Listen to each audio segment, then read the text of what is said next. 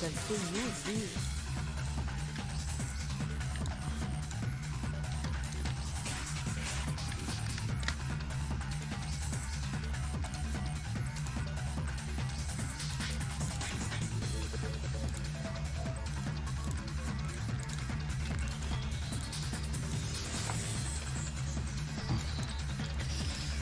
Reset this one. Let's see.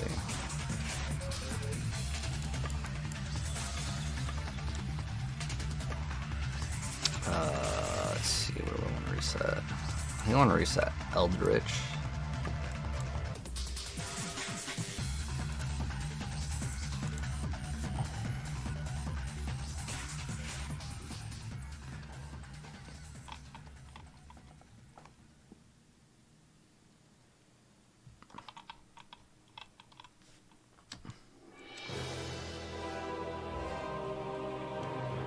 Shoot, where's the last one? Alright.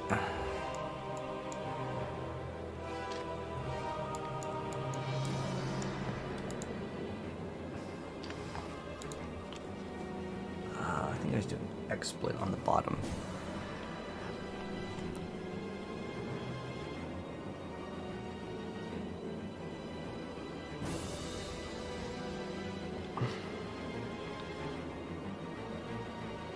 Exploit.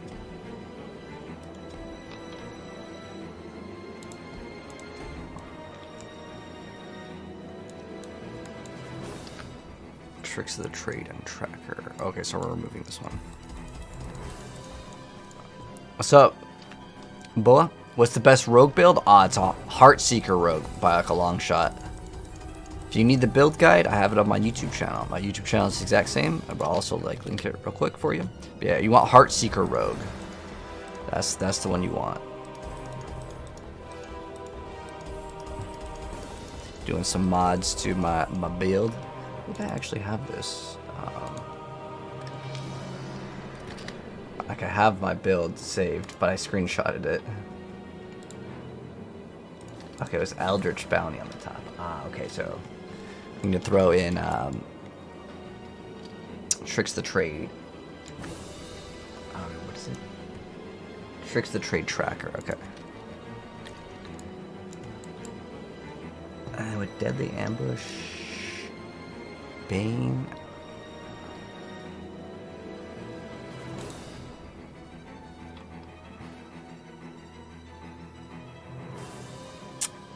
I think we go what, straight up.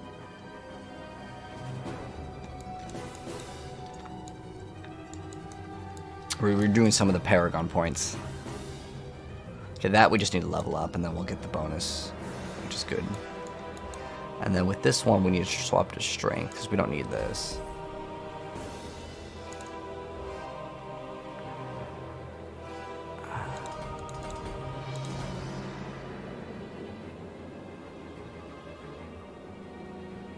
Oh, actually, we get that one too. So wait, hold on. Right, 1 overcaps.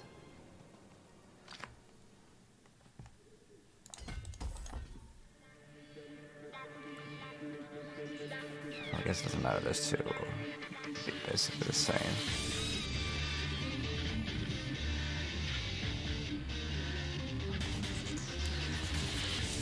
All right, so we have exploit, and then tracker, just what, int? Either that, or we throw in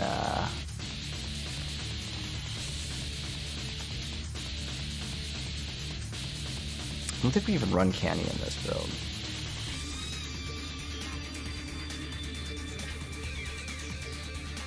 No turf in the other one either, okay.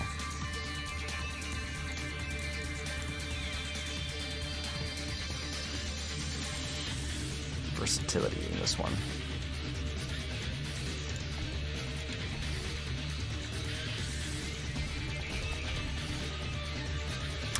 Dexterity. Oh, this is a very easy one to hit. So let's go put that dexterity in.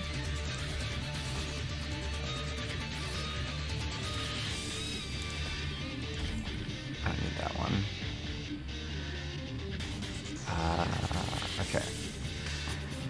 Oh, we don't actually need that one either. Perfect. Cool, cool. Alright.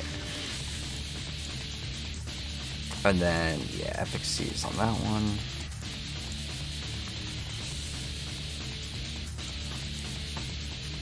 We may have to rotate this one.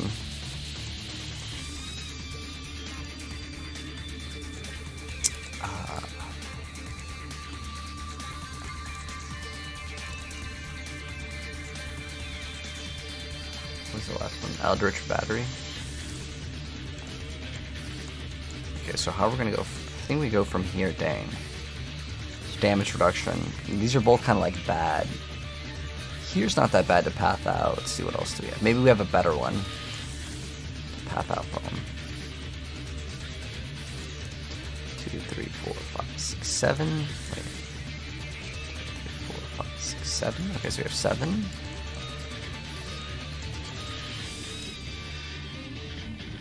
Oh, these are all like really bad. I went over them.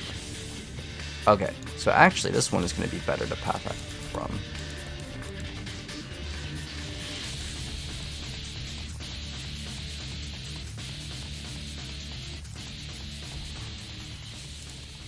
Do Eldritch Battery or Tricks of the Trade. Yeah, we want this one for sure. We'll go this way. That's the best option. I don't know if we can get for 30. I don't know if we're going to be able to get both. But I'm going to find out.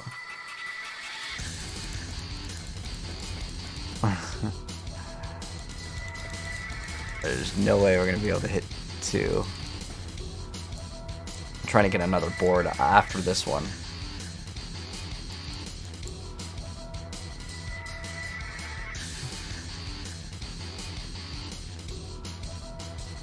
Oh, we have to have control. Control is really good and they run as instinct, but do we not run that board? Oh, we don't even run that one.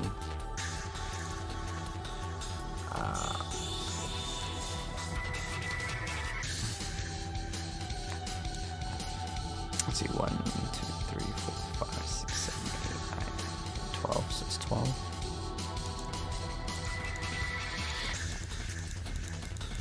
Okay. So we're gonna have to adjust some stuff. Do I actually want to give up? Dang, we didn't even run the, get the bonus on that one.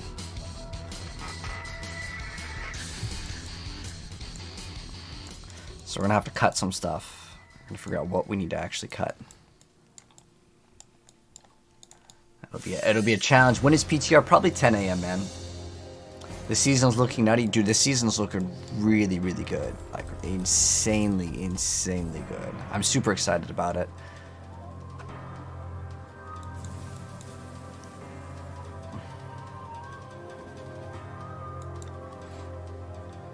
I don't know if this one's going to be very easy to hit with intelligence. Actually, it should be easier.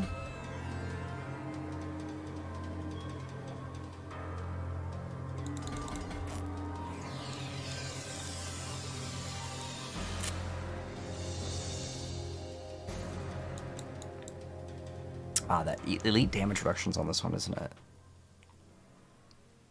Oh, from distance enemies, okay. Dang, we're like so close. Oh, we're 1 off from making the build. Okay, so we just need to remove 1, like... What's our cold res at? Ooh. Cold res suffering. Alright.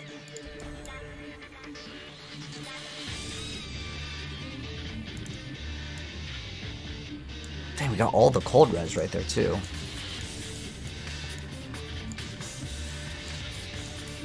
Alright, so what do we have for, like, resistances? So we are a little bit off on cold res. Can we fix that somehow? I don't think so. Poison res?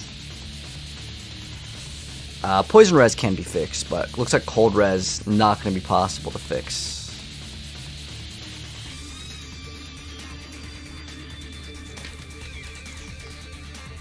Let me see if there's any other resistance nodes. It's called non-physical.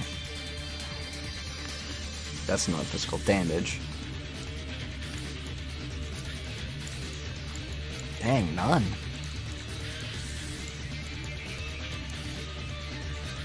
thing is like we got all of our cold res right there.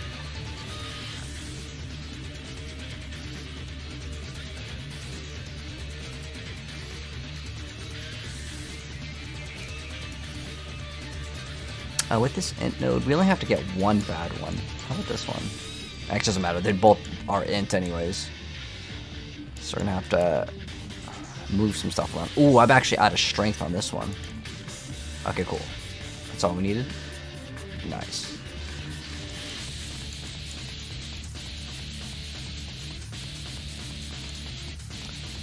Trying to see if there's any other one that we can squeeze out.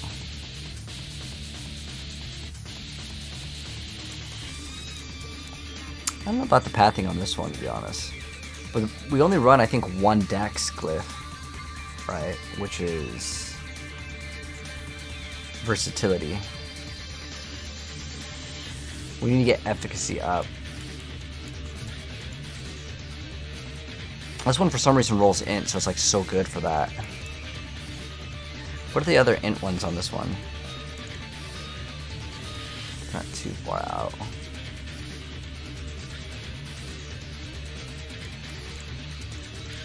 Alright, we're just gonna have to deal with the cold res not being maxed out, which kind of sucks, but what else is there to fix? We have too much fire res.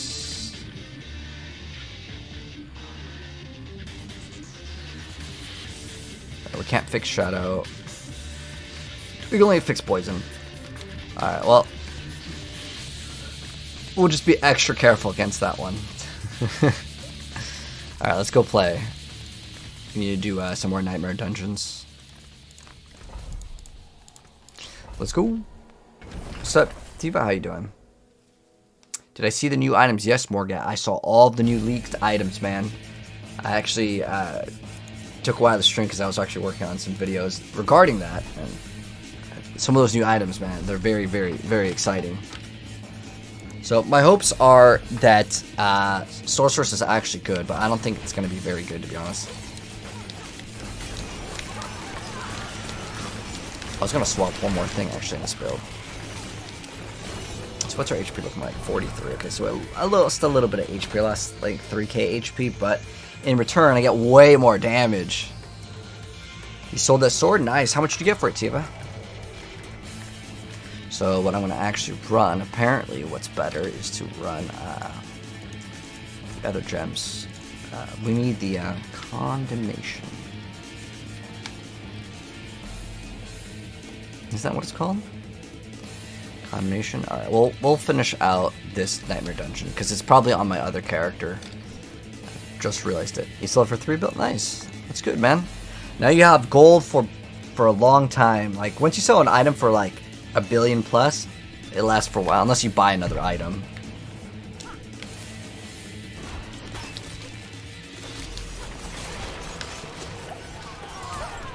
Oh, this one's a really bad nightmare dungeon. It's a kill all.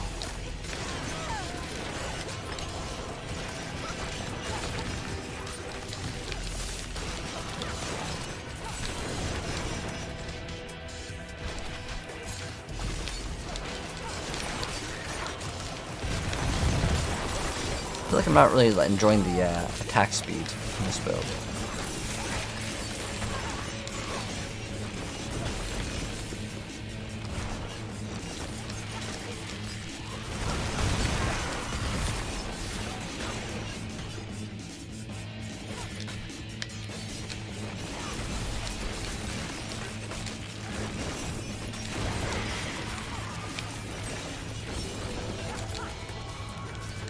I don't really like that you do no damage outside of the poison. It's one area where I feel like I could probably use an improvement over here on that.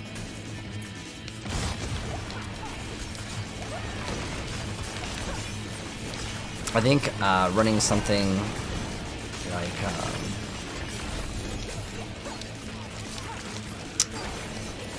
accelerating could be slightly useful.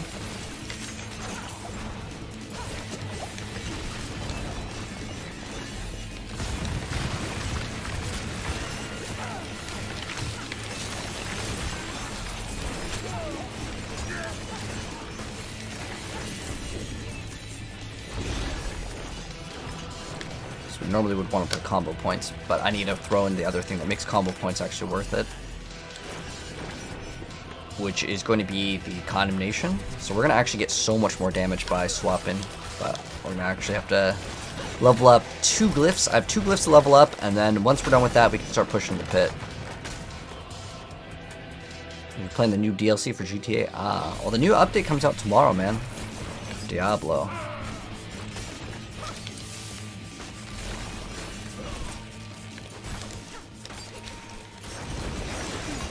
I'm not a fan of the current attack speed, so we're gonna have to bump that thing up. I don't know what else has attack speed. So we have attack speed there. I only have 1 roll of attack speed in total. Oh. Okay, well maybe we can fix that. That might be something that we can fix. So I'm gonna roll the damage, the flat regular damage, into something else, and then I think we'll be much better off.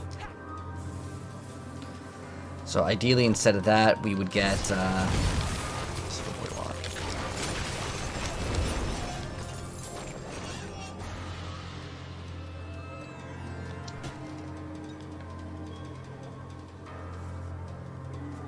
we want. We rolled the.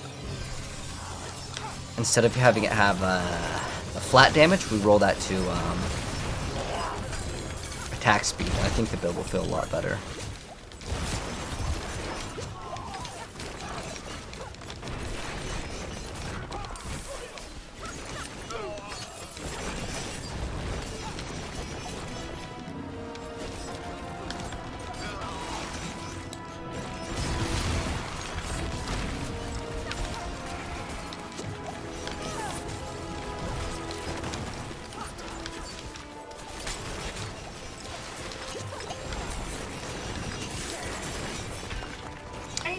I'll be honest, I don't really like caltrops. I might not play the rogue because I hate caltrops so much as a skill. But like, you have to play it because it's so damn good. Like, it's impossible to make a build, I think, without caltrops.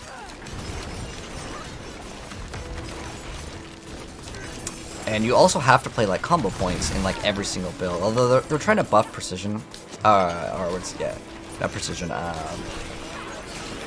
Preparation. Preparation is getting a buff next patch. I think you get some like damage reduction or something, which is actually a very nice thing to have for rogue. You know what's gonna really fix this build though is I think the Dark Shroud change for sure. They patched Lord Seer yet? What do you mean by patched Lord Seer?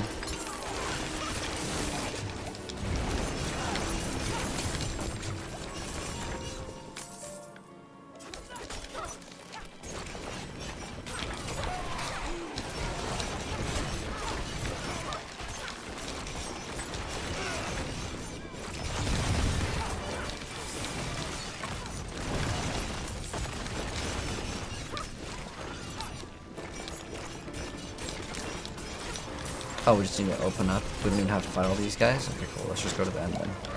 Go straight to the boss. Skip everything.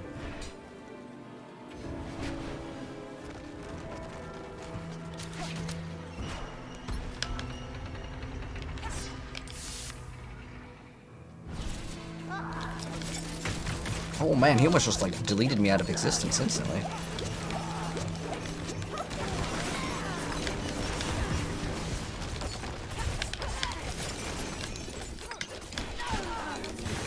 Now we got big damage.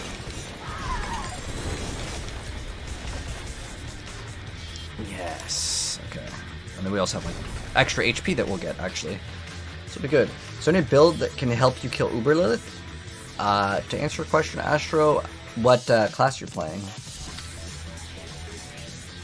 I mean, without any uniques aren't even really that like hard to get.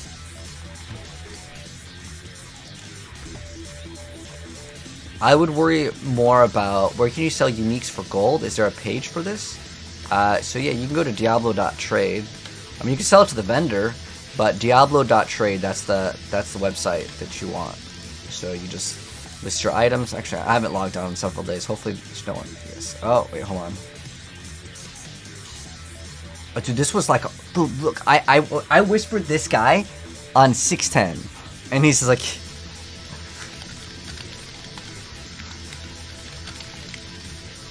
oh man, that's unlucky.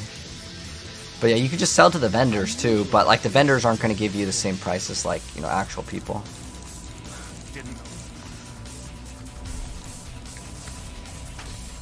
And look, there was some obols. Actually, that's a better reward than what we were getting before. Alright, so now we just need to swap to my... Actually, I'm going to swap characters so I can grab an item from my other character.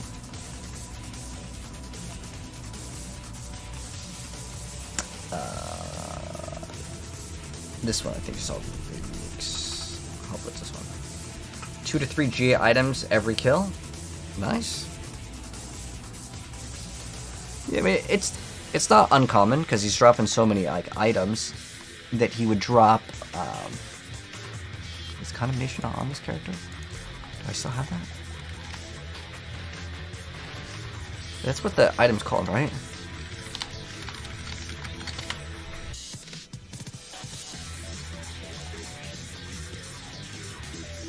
Oh, it's spelled differently.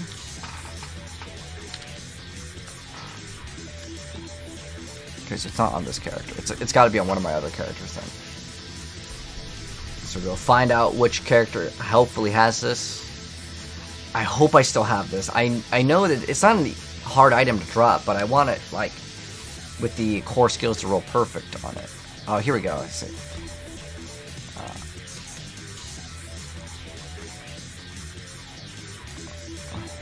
Another, this is a 40x, right? Okay, cool. Nice. Alright, so now we're good.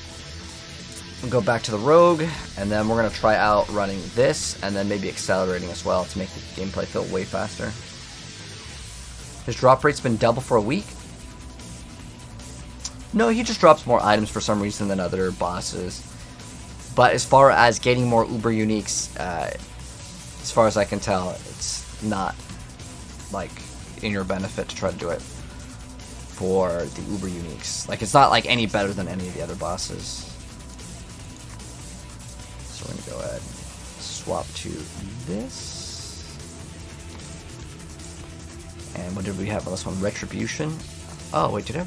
Okay, we can just run Retribution somewhere else. Because Retribution is really OP, so we gotta figure it out. Shared Misery, I guess, is where we could drop, even though that one's actually really helpful for trying to stay alive. I guess we can run, I like that one though, 20x damage to the dazed enemies, but we're gonna have to swap it off. So when you run Shared Misery here,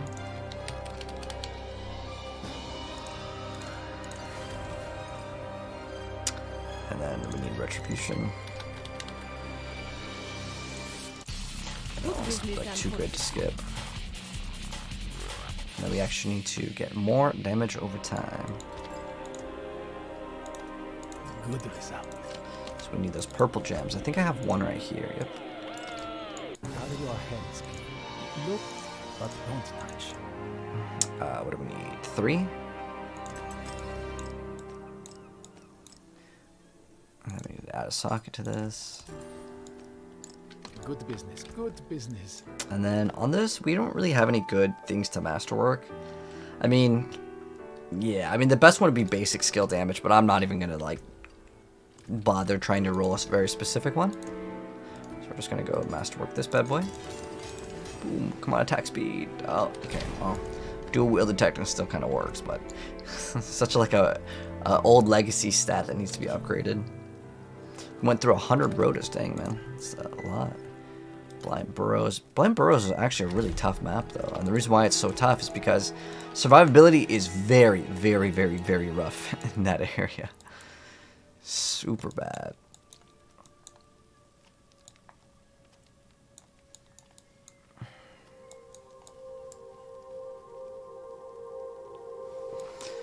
Alright, well. Let's go see if we can do it. I'm sure we can do it. It's just, it is a pain to do that one in particular.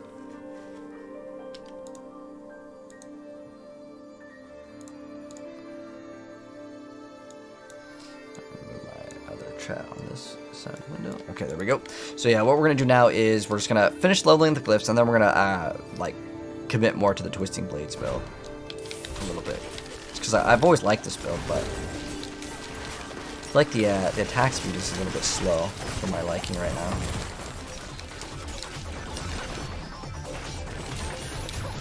Oh, we actually need to swap the combo points as well. I just hate this area in general because of all of like the poison damage. It's actually very, very frustrating to deal with.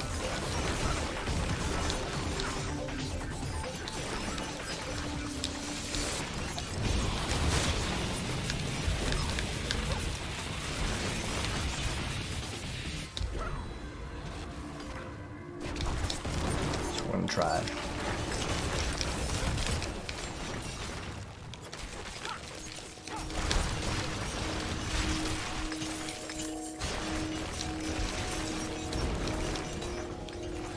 And they're buffing the spear too.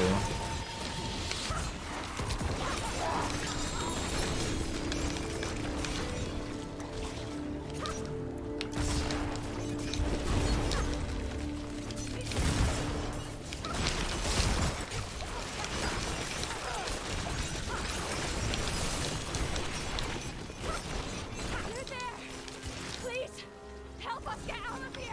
Nope. We're out. They always get stuck.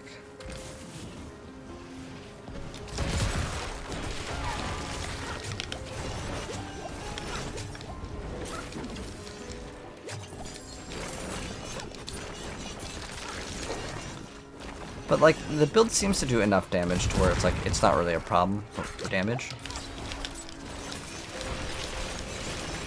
Yeah, but we need to swap the combo points to get value out of my thing.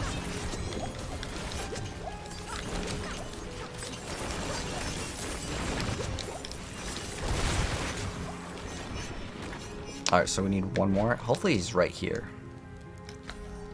Okay, yeah, it's probably right there. Let's go! Shadow Crash with weapon at 40% damage? I'm not sure what you mean by that, Glenn. Shadow's Grasp, the gloves? Is that what you're talking about? Oh man, we have no potions. Dude, I need to run like Undying in this build. Holy.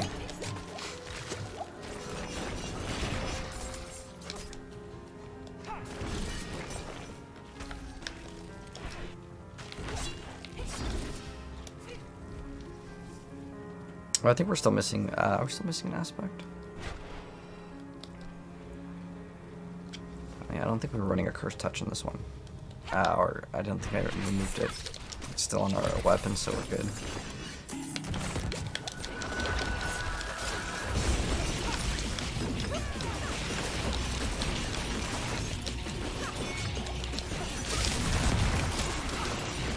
We could remove our Curse Touch, because we kill most of the stuff actually pretty fast.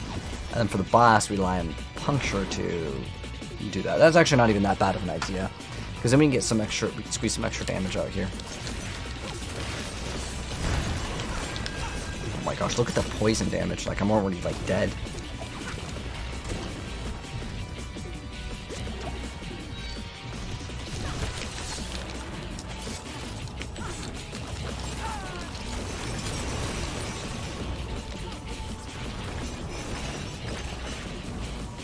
Like, actually needing to grab the potions. That's why I hate Blend Burrows.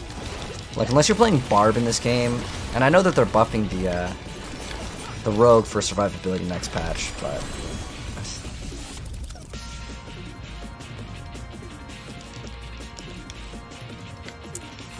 it still doesn't make it any less fun though, man. It's quite rough. I think getting an extra set of HP if I did re-roll the ring, that'd be a good idea. Bow, a crossbow with bow, a crossbow. Oh, like you're running with bow or crossbow's better? They're both fine. You get more attack speed with the bow, but it does less damage.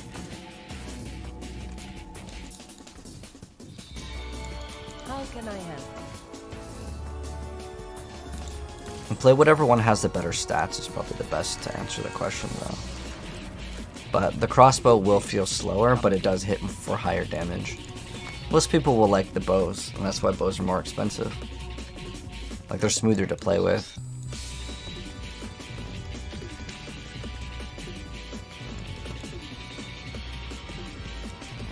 But Yeah, I really want to increase my like survivability. I was gonna swap. Really isn't too much to swap though.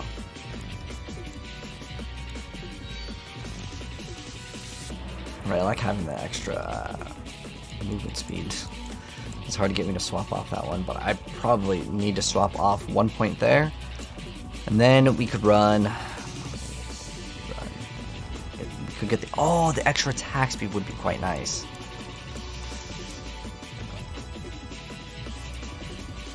I mean, 5 enemies equals max attack speed.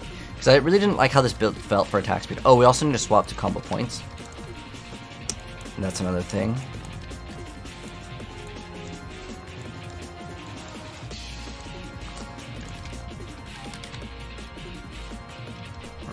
Look at something real quick.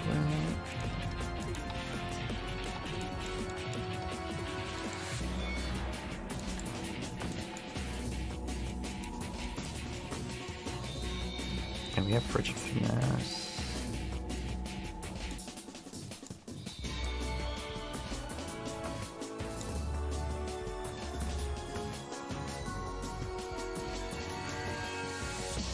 I feel like you have to have caltrops.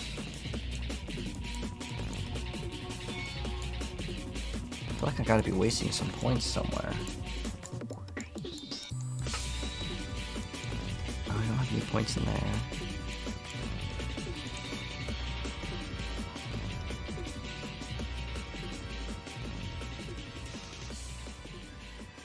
None into weapon mastery? What the hell? Does it not work? I wonder why. Does anyone know why? I was looking at Wudijo's build. Why do they not play weapon mastery? Like, there's no way that you wouldn't want to play this. Like, it's just free damage. I'm very perplexed on that one. But other than that, I'd be putting more points into that one, which would be attack speed.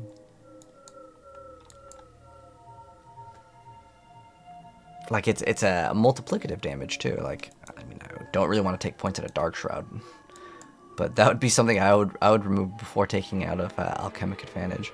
But you know what? With the extra movement speed though, I mean, it's 15%, but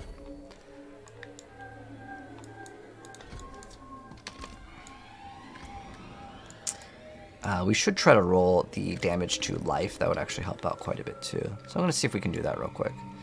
If I could just reroll one time, I think I'm just going to reroll one time on this ring over here. So we're just going to roll that flat damage. Dang it, there's attack speed. I can't say no to the attack speed, man. This is too good. All right, now we got that awesome attack speed. It's the lowest roll, but I'm still relatively satisfied with it. And then we can swap off our Cursed Touch. Oh, we can actually swap one more point. Ah, this is what I wanted to do. So I can actually make them vulnerable through that, and then I can drop a Cursed Touch and run Accelerating. Ah, okay, this is gonna be better. Okay. Yes. Well, let's have a look. That's Intercom. Where's a Cursed Touch? So we swap out a Cursed Touch, and then we run. What do I want to run? Get some more damage.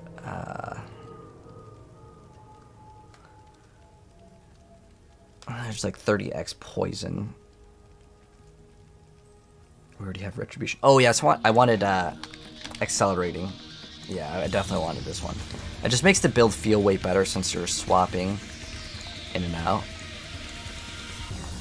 Perfect. All right, so now we can go back to Nightmare Dungeons. How much Angel Breath do we have? Whoops, I actually went the wrong area. No Elden Ring? No, I'm not interested in that game, Rafiki. What's the best way to farm Boss Mat Saltide? Yep, because you're gonna need those Fiend Roses anyways, so it'll help out. Oops. It doesn't boost poison imbuement? Ah, thank you, Ish. That's weird. So is it a bug or something?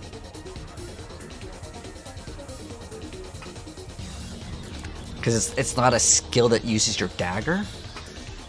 I want to look this up.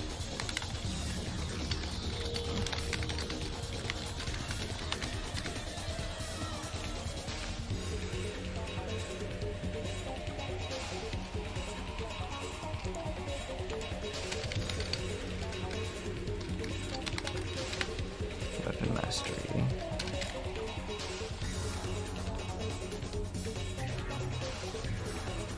Oh, wait, hold on. I would trust, sorry. Advanced rapid fire, weapon mastery, precision, that is extremely ridiculous. Okay, no, okay, it's not that one. That one...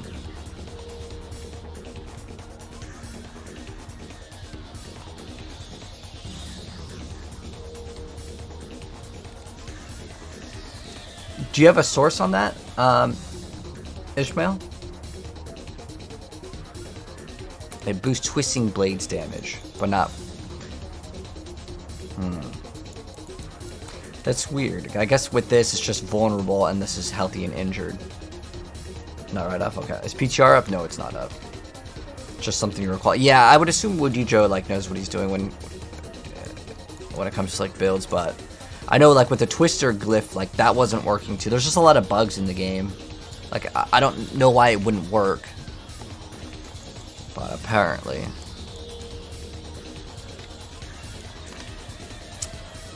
Alright, let's go do more Nightmare Dungeons. Lights Watch. Okay, cool.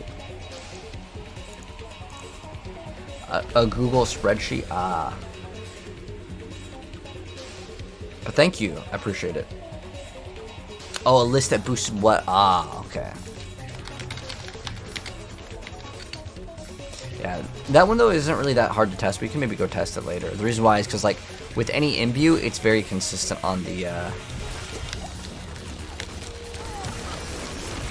So we get to actually move at, like, max speed.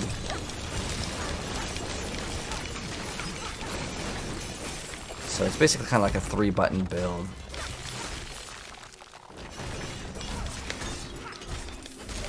So the reason why we get to move, like, incredibly fast is because the bonus from Twisting Blades with plus whatever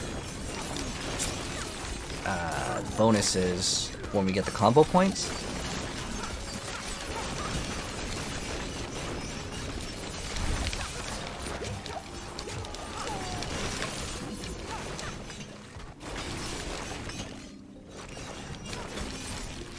We're actually killing stuff without even running poison. Yeah, I've noticed that.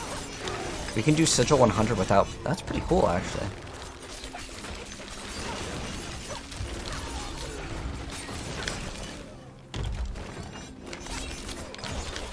Look. Oh, okay, well now we have artillery, so it's different, but... I'm sure we'd be fine without it. I'm feared right now. But my character couldn't move. I don't know, was I feared and stunned?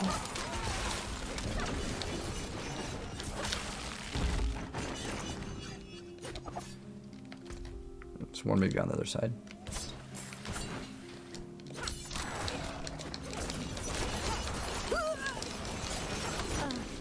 Oh, let me just dodge this and then... Whoops. Permit. Let's see. Oh! Hopefully the bot will do it. There we go. Yes. Yeah, definitely post it. Like, thank you, Ishmael. I appreciate it, mate. I don't really care that people post links, but sometimes it'll be like either buy Diablo Gold. That one, I haven't seen that often anymore. But there's a bunch of bots that will come in and be like, you can buy followers, or like there's... When I used to stream Fortnite, there used to be, hey kids, get free V-Bucks, click on this link. Yeah.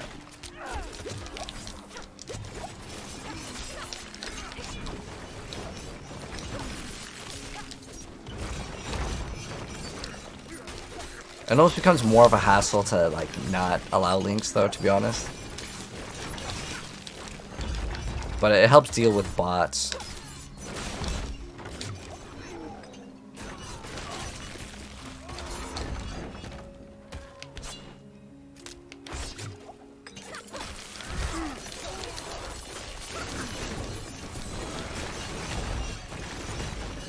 Oh, there's the bosses right here. Is he like following us the whole time? One thing I really don't like with Rogue is how squishy the class feels compared to Barb. It just feels absolutely terrible. Right now I am not res capped. I could probably look into like actually capping on that. That'd be like a good investment.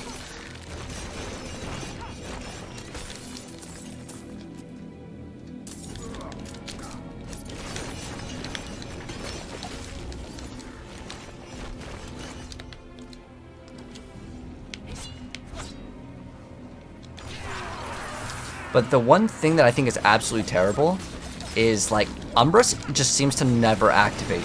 Like I'm running Umbrus, which is the thing that's supposed to give you the Dark Shrouds, right?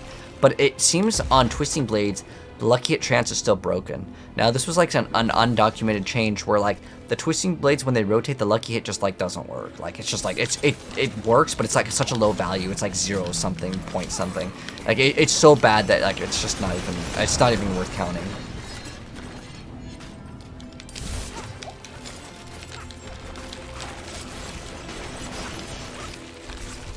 Why don't I play with mouse and keyboard? So certain skills are better with controller, certain skills are better with mouse and keyboard. Like with Rogue, for example, with Shadow Step, I don't even have to aim at all. It'll just work. But with like Heartseeker, you'll notice I only play with mouse and keyboard because you can attack faster, because you can still break the game's animations with force move on that skill. Some skills you can get actual faster attack speeds depending on what you're using.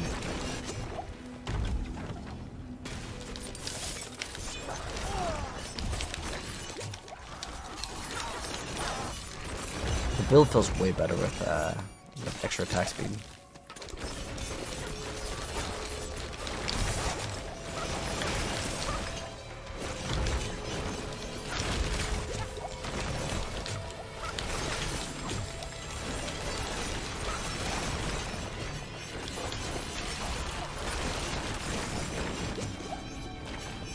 Okay, we're already at the boss. Cool, cool. Let's see how the boss goes with this.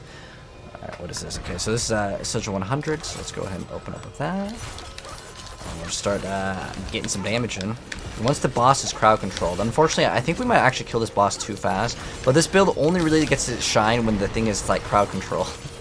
But Twisting Blades, it's really not that bad anymore. We've actually made it much better. The only problem I have is like I feel like survivability is quite a task for this build though, just in general with melee rogue, and the reason why is because you don't have a lot of access to like perma dark shroud right now. When the update hits though, I think this build will be way better. Fair trade. Oh shoot, we didn't even upgrade our glyphs, which is the whole reason why we're doing this.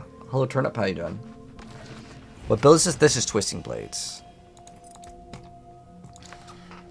We're almost done leveling up though. I have one at 19, one at 20, so within the next hopefully 2 to 3, and then we're gonna go see how high we can push. We can probably do 100, I'd say relatively smooth. It's just the survivability that I don't like with the build. But we can go craft some anti-venom and then just pop both of those.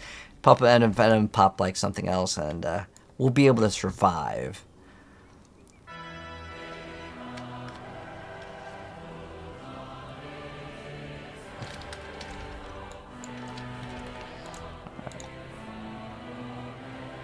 Boulders. Is this another like poison area? I really hate the poison damage in this game. What it is just, it could also be shadow damage over time.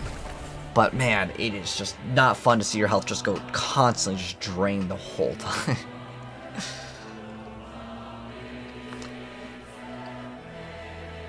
People using that dodge aspect with Dark Shrouds is OP, the dodge aspect.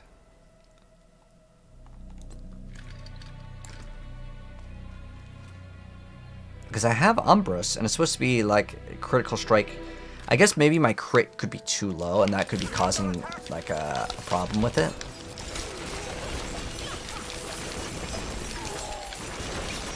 But you figure if you're hitting so many damn times, like you'd still get away with like 20 crit. But this is like very smooth gameplay now.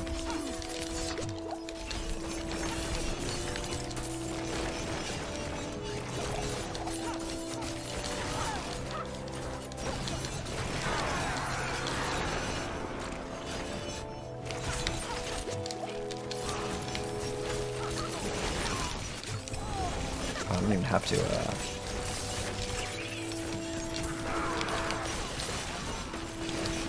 kill anything in particular here. It's awesome. Oof. Got a little deadly over there. Oh, I heard a greater ethics drop, so I'm gonna go back for that. I mean, all we're really missing is crit on a ring and an amulet. So we could, in theory, just run the crit and then run the pool for the boss. That might actually be some sort of an okay investment.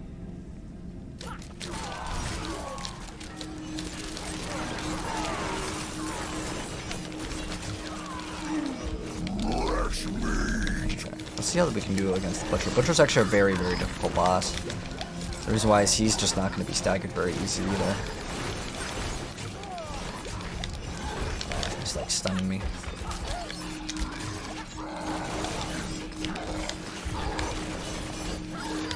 That's actually not bad at all for the Butcher.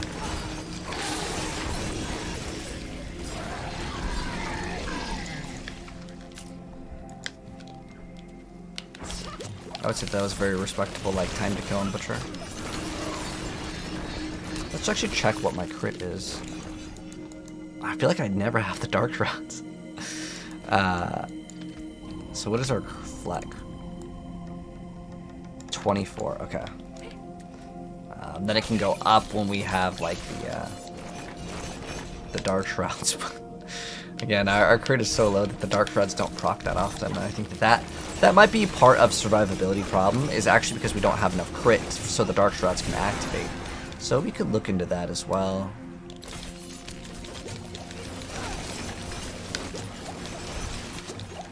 Oh, we have to actually kill all the enemies here. I think that's it for the Older's Cave, right? There's no, like, boss.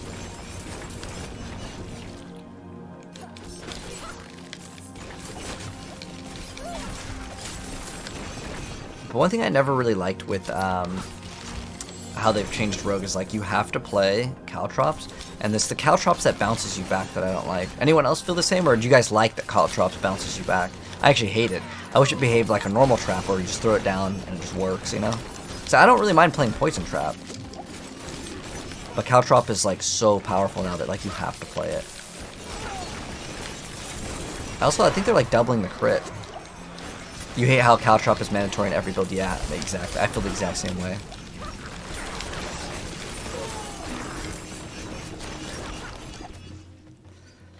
So, like, I might be kind of done with the Rogue class. Looking at Druid for next season.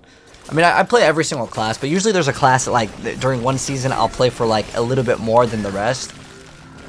And usually it's Rogue, just because I like the Rogue.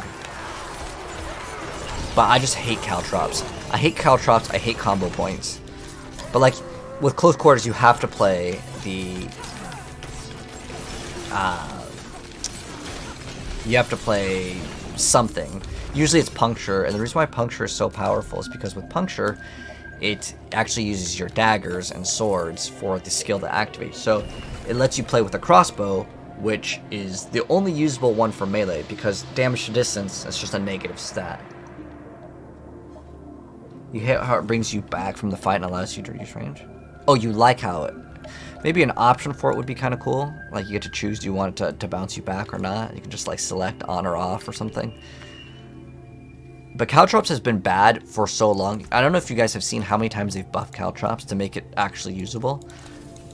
But, like, it is so busted how good that thing is now. I mean, you get... and next season they're doubling it. So, like, you get to get 20% crit next, because it's 10% now. Well, right now it says 5, but then it doubles it. They're changing it to 10, and then that gets doubled. So it's 20% crit. So if you don't run it, you're losing out on 20% crit. And then you go to up to, what is it, 64x damage? Like, come on, there's no replacing that at all. It's impossible. Caltrop's amazing. Oh yeah, it's amazing now because they've just made it, like, so good with the increased duration, the increased size, and everything. Alright, so we're on our very, very last one. Let's do Alderwood. And then after this, we're done. We can go push the pits. I want to see... I'm sure we can do 100. 100 shouldn't be, like, that difficult at all. Can you access PTR on console? No, you can't, Alex. And the PTR is not live. Should be about 10 a.m. to 12. That's about the time. So, about 7-ish hours is when it should be up. 5 to 7 hours. But you can download the PTR right now. If you guys didn't know, the PTR is available to download. That's how everything got leaked, by the way.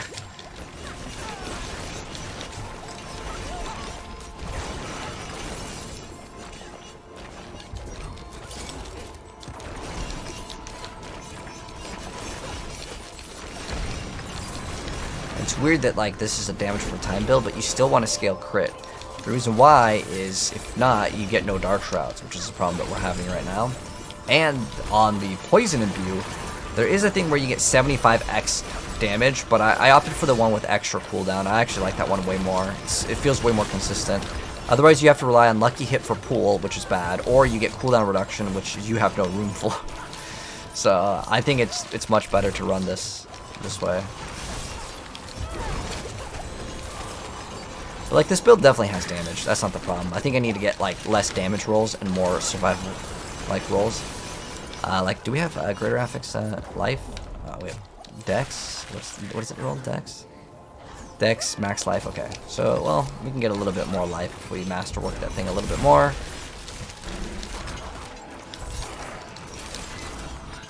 And then with our other item, we don't even really need to masterwork the condemnation.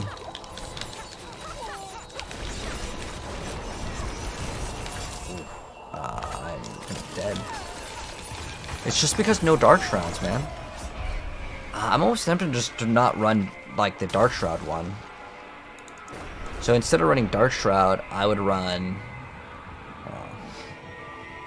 Well, then I'd have to manually cast it, which would be really bad.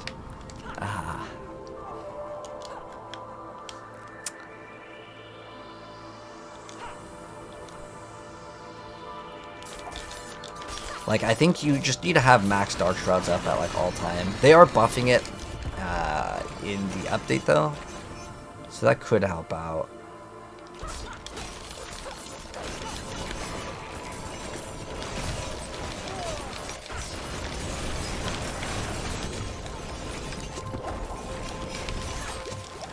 I need to make this build way tankier, though. I'm trying to think of how we can do it.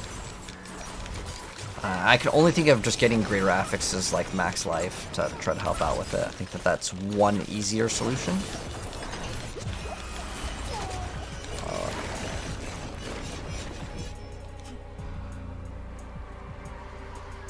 Or just pop, you know what? Just popping 2 potions. There we go. That's the easy fix. But this is our last one of these that we need to do.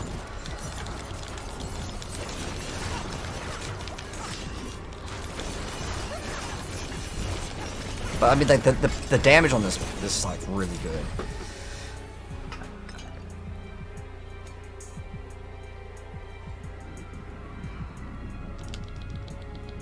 All right, so we're done. No more nightmare dungeons, at least for now.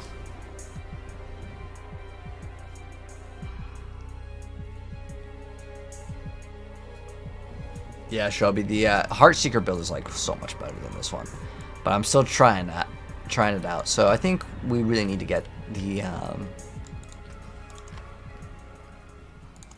we need the extra HP like really bad. I actually almost want to roll that lucky hit chance, but actually smarter thing to do is let me swap to my other character, and then we're gonna go grab anti-venom and the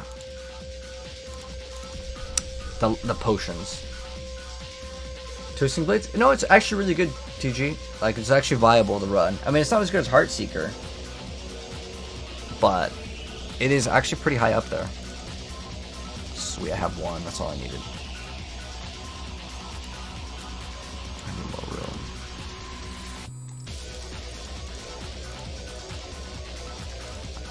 We just need to grab these potions off this character, and we're good. Your Heartseeker build Dark Shrouds all the time? Yeah, unfortunately, that's not the case with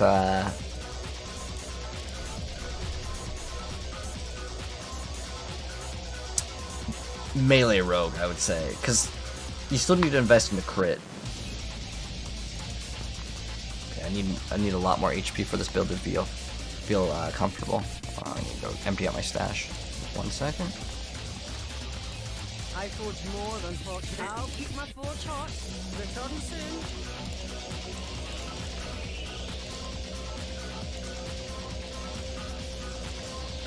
Okay, now we have some extra room. And we could go maybe pop an incense too, actually, for like, maybe I need it for like the resistances.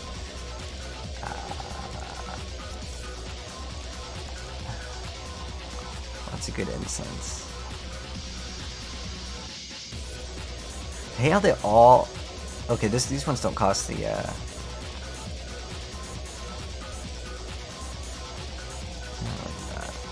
Okay, the dodge. I think all you get is dodge with that one. This one's probably the best.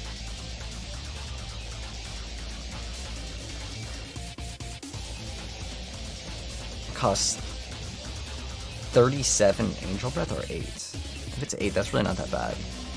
8's really not that bad at all. It's like super easy farmable. Alright. And now we have 60. Okay, that makes things way more comfortable. Like if I was to try to play this. Let's go see the performance on 100. What is there for endgame other than the pit, nightmare dungeon, and hell tides? Well, that's it, man. That is actually it. There's going to be a new endgame tomorrow. The new season comes out for the PTR, so we'll test it out. Why are Firebolt running Shattering Blades for Ice Blades? Oh, it's just because you get vulnerable. It's like the bonus damage to vulnerable enemies. That's it.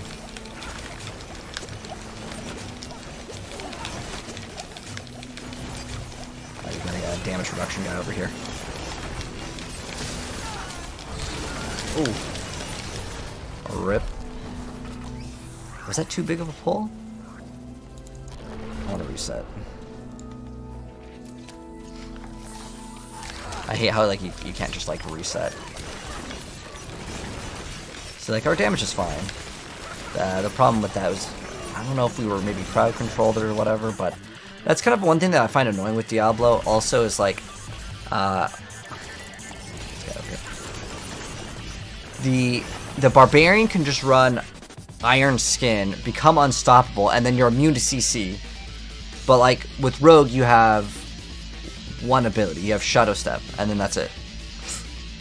And I really hate that. I wish that there were some other options that you can have. I guess just don't get hit. You have Concealment, I guess, too.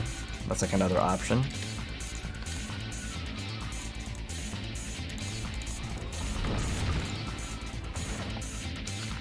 What procs it though? High dodge, easy. You just get dodge every single area. You still could get like one tap though. That's the problem, right?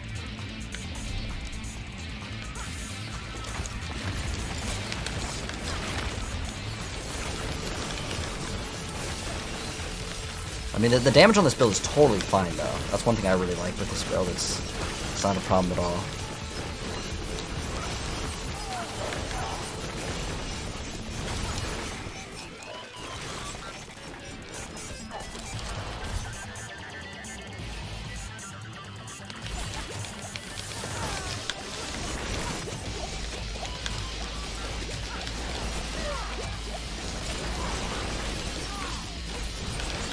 The damage reduction guy.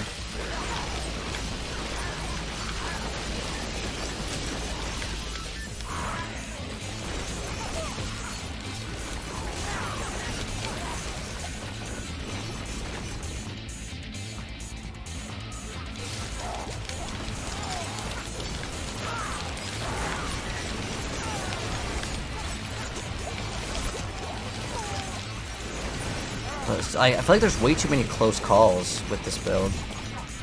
Like in terms of like taking damage, it's relatively rough.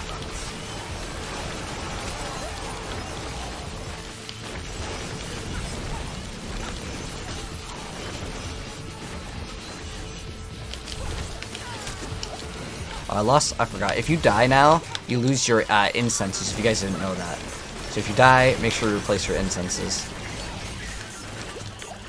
So I'm actually not even res capped at the moment, because I kind of just threw this together because I wanted to try it out, see like if it was any good, and it's like playable, but I need to fix the defenses on it, and then I think it's going to be much better.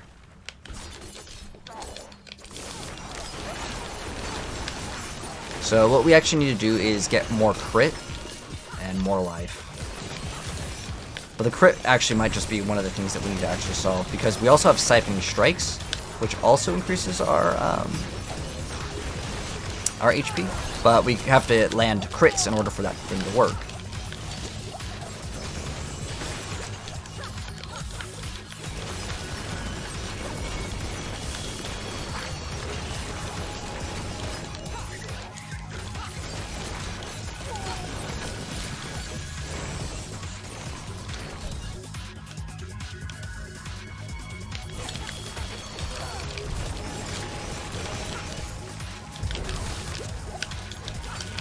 But look at this, I'm like actually like dead over here.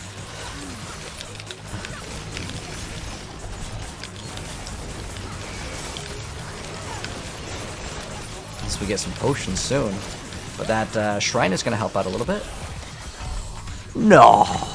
What did we die to? I think we just need to get that extra HP. Like, I just need to go re-roll that ring real quick and get some extra HP. I don't know if we died to cold damage, but that will significantly help out. Also getting the extra masterworking. We'll go do that real quick. So we're going to hope that we can actually, we're going to swap off the attack speed, which kind of makes me sad, but or we can get the crit. Okay, that's perfect crit on it, so that will actually help out with some survivability, actually. We can also swap some of these.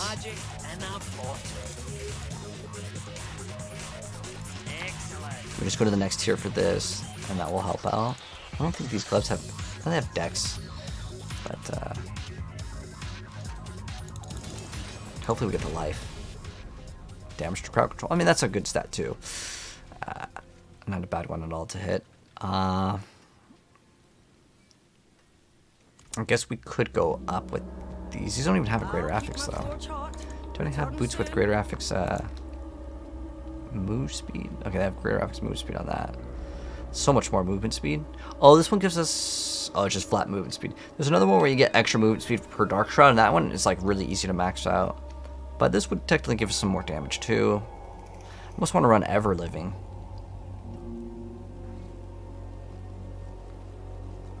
Is there anything else that would be good? Not really. This doesn't have any like defensive stats. I can cure what ails you. So we have what, like 2 more tries of the max res. Okay. Now we're actually at least res capped. Alright, so we did get extra crit, and we did masterwork. And I want to say, once I had everything 12 out of 12, it will make a pretty big difference. So that's what we probably want to do. Can I show how it looks in total red color? I'm not sure what you mean by that, Michelle. Oh, the cosmetic armors. Ah, okay. Your armor looks different? Okay, I'll check real quick. I can just reset this. Otherwise, I'll forget to do it. You're saying the cosmetic one that I have on right now, you want to see it in red?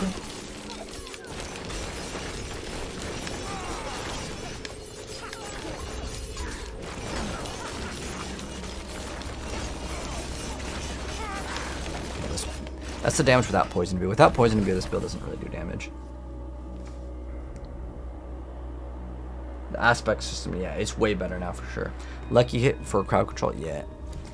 But yeah, we have, I think we have freeze. We have 2 freezes, 1 daze. We ideally would want 1 more stun on it too. That'd be good. We have another freeze. We have 3 freezes. I have 3 freezes. Dang, that's actually not good. You definitely want 1 stun.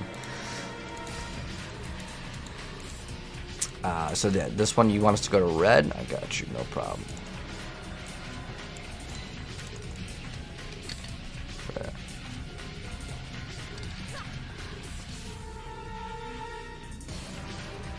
If you didn't have to do the renown, oh yeah, you gotta do it on hardcore and softcore. They split it up. Alright, let's go in. No deaths, Kappa.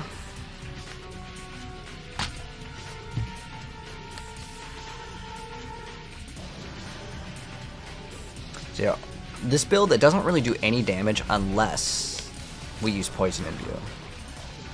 And I kind of only am playing this as like an elite hunter. I'm just farming the elites.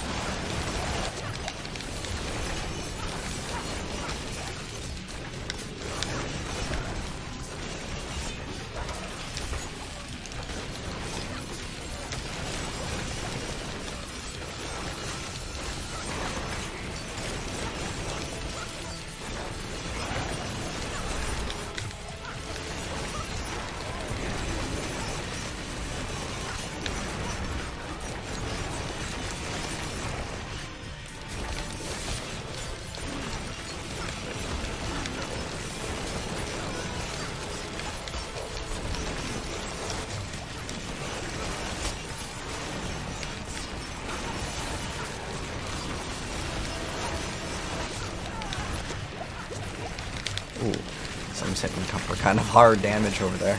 I'm gonna kill that guy. I like having the poison be just constantly up there. That's actually quite nice. I'm noticing a pretty big difference in the Dark Shrouds, though. Maybe all we needed was that extra 6 crit. That's all we needed. Because I'm noticing a big difference in survivability.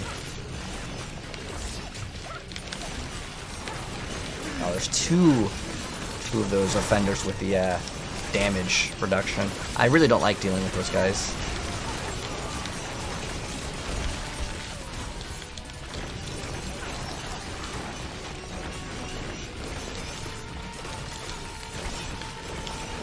I can still go kill more of these over here. Oh, it's just some small stuff.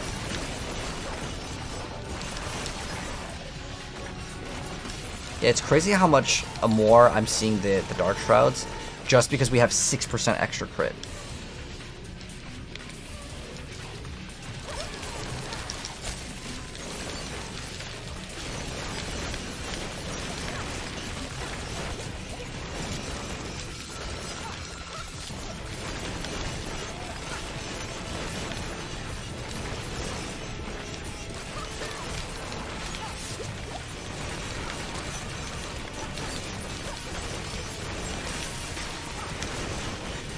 Oh, we got a shrine up here. Let's definitely take that. That's a pretty usable shrine for this build.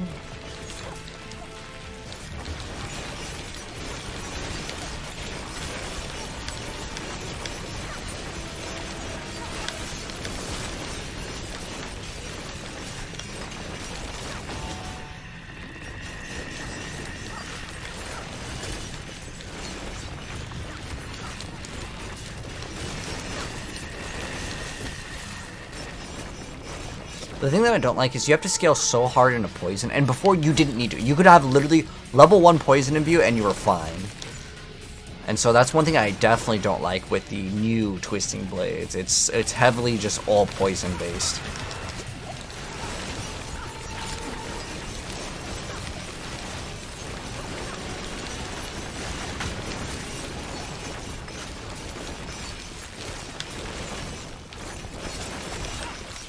Whereas the old one, you didn't even have to worry about that. We gotta kill that thing. Those bows can like hit you from like across the map, and they'll just one-shot you.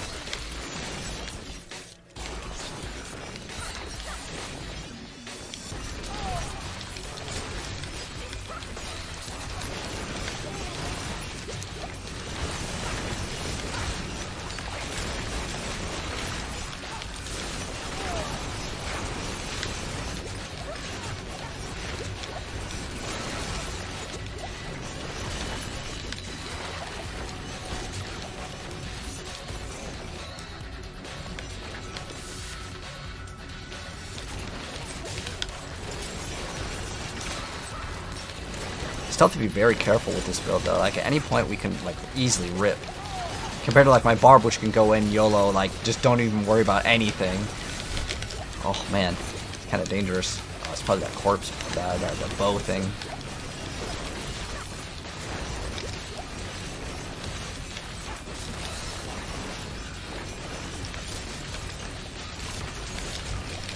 Oh, damn, dude. That's really unlucky. We're doing pretty good on that run too. We almost finished it. But when you die, you lose out on the incense, so it's kind of unfortunate. When I'm running, this is Twisting Blades.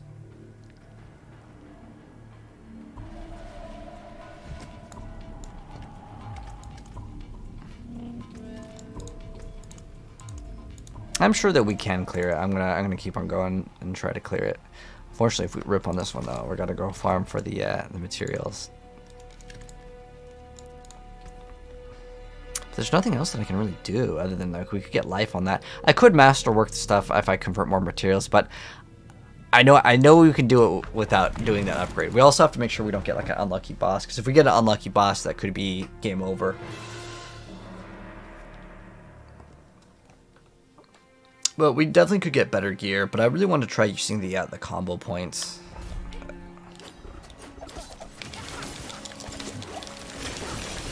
But I guess those explosion guys, that might be too rough for the build to really deal with.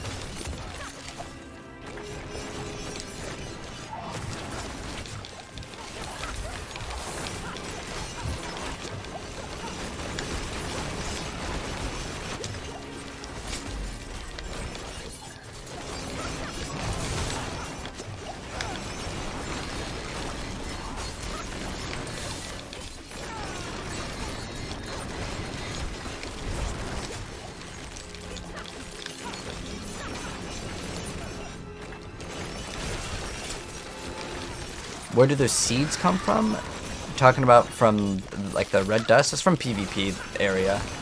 But usually you can get it without even having the PvP, because there's really no one in the PvP zone.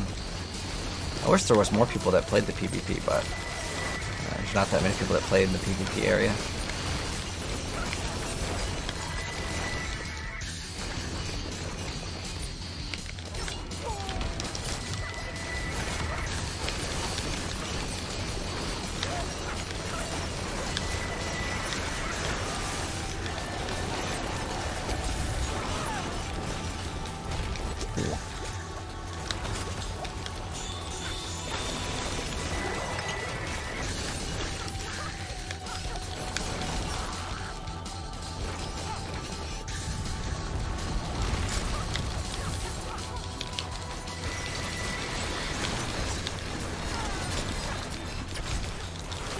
Ooh, that's really, really dangerous.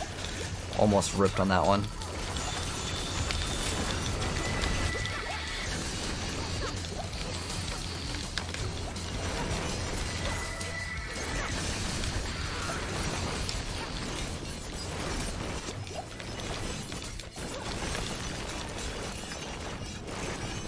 We're actually having to like walk and grab the potions.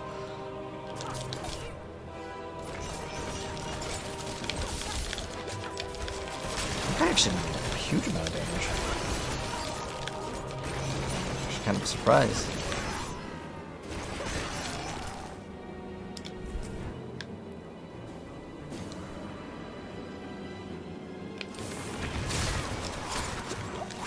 No, are you kidding me? One hit. One hit killed me. Wait, oh, am I not armor capped? Oh, that could be kind of a problem, Kappa. Maybe that's why we're taking so much damage. I just noticed we don't have armor cap. That's very not good. That could be why we're taking so much damage.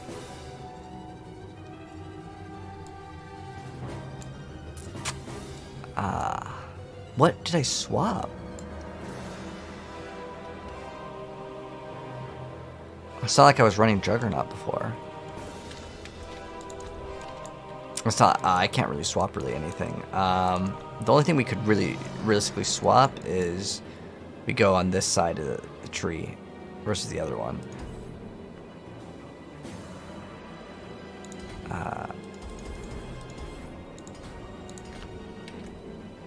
We're still like 200 off for armor.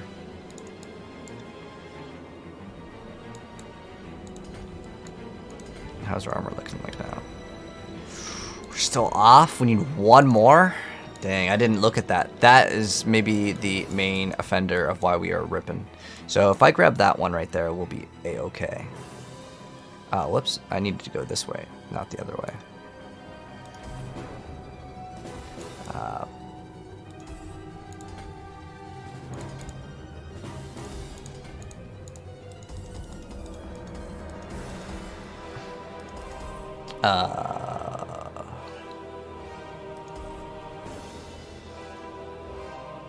I think we also need the resistances, so we need to go this way.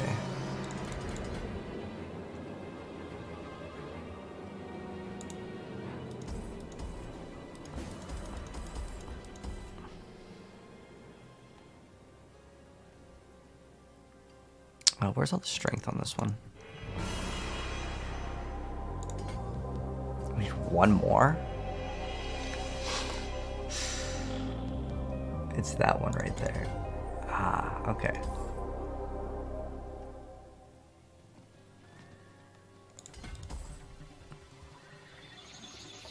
Okay, we don't need that one. Okay.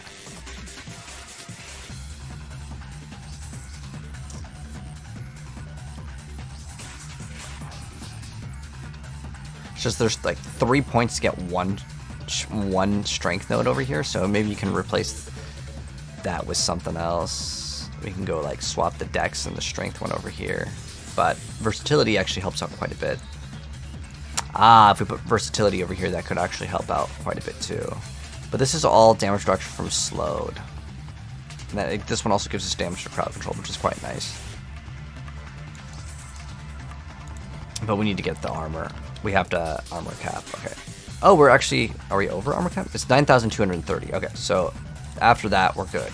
Now we are going to lower our HP by a decent amount because we don't have this node, which is what, one more. All right, let's see if we have another like 2% life or something like that that we can remove. Because getting that one is actually a pretty big node to grab.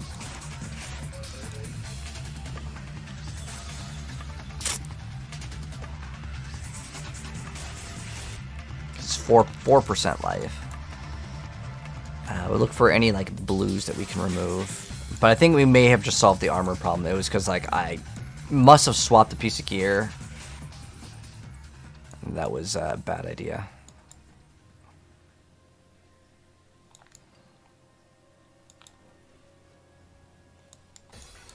Damn, there really isn't anything that I can remove.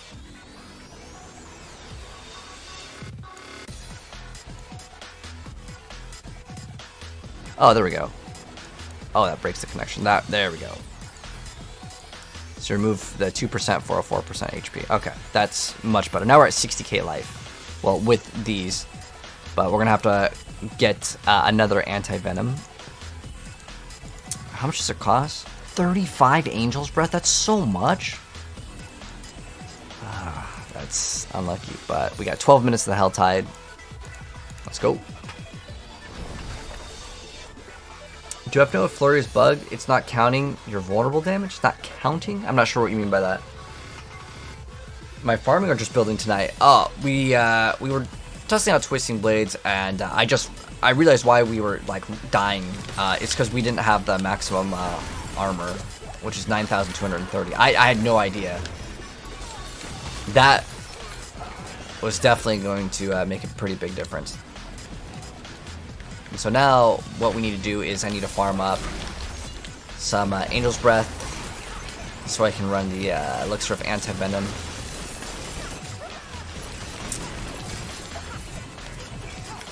And we will be a-okay on the boss fights now. I was so dumb though, man. I have no idea what I swapped.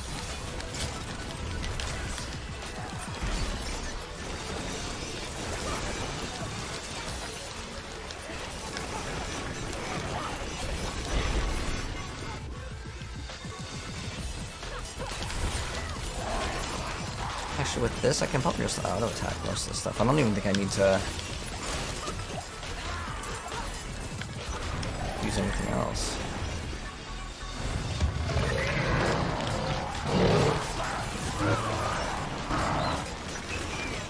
So we need 35 plus 7. What's that? 42 Angel Breath. Once we get 42 Angel Breath, we'll be ready to go back into the pit.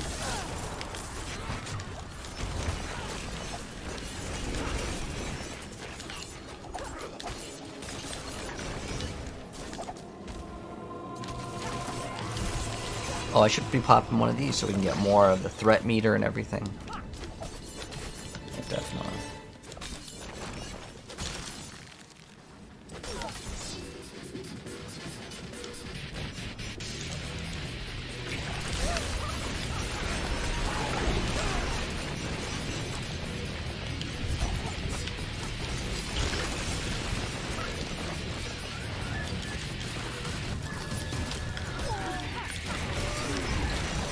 What happened to all about the bad ideas? Oh, we're talking about go with no armor? That was like... That was so bad. I don't know how that actually happened, though. I think maybe it was because we swapped the Paragon board. That's probably it. Like, my build felt incredibly squishy. Let's go back over there. We need a dummy once with flurry. It puts vulnerable on the dummy, but the ability does 50k damage. And if I counter crit, my base damage 45. I don't know. Flurry, I just know is a really bad skill. I mean, maybe there is a bug with the damage that it deals, and it's not enough.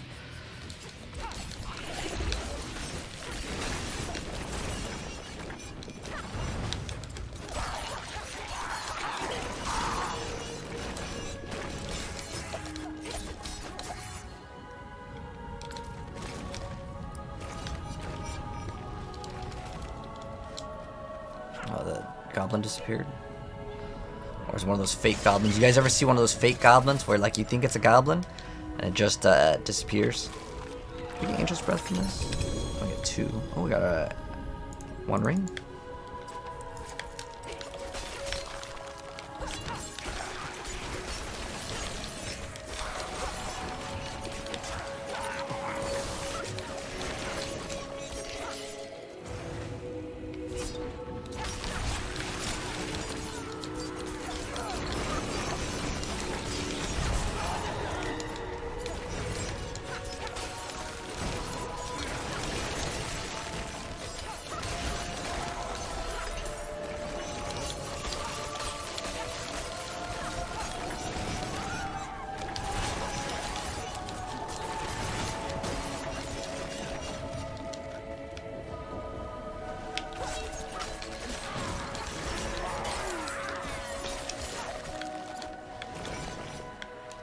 Build up that threat meter, hopefully. I like how I can't activate that soul over there. Game's like, nope. Should maybe just go towards the, where's the boss? Is it right there?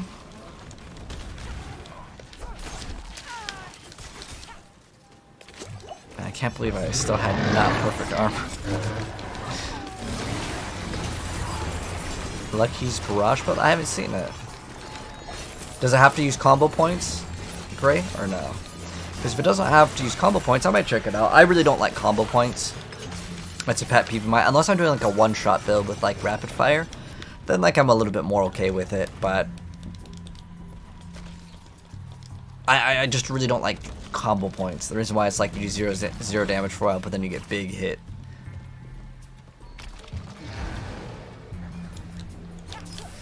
Open up this thing over here. A Thorns Barb that doesn't need Ubers? I mean, I think all you play in that is Doombringer, right? It's only one. I guess Harlequin probably wouldn't hurt, but...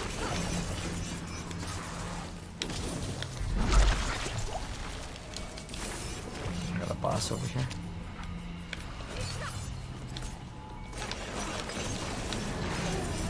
Those Fiend Roses.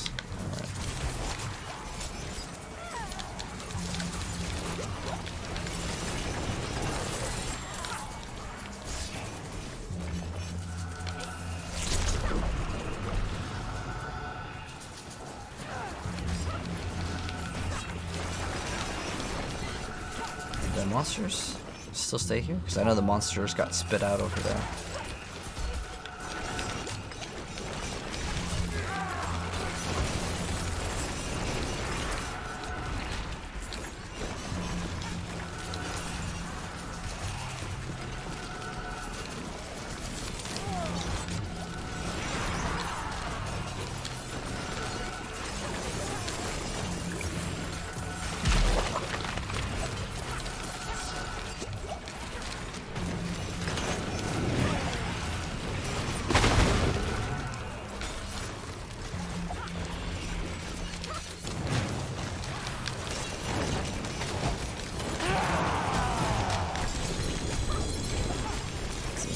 super fast. We get a dagger and a ring. There's another amulet. I'm always gonna pick up the amulets in case they're good. Let's see if we got enough.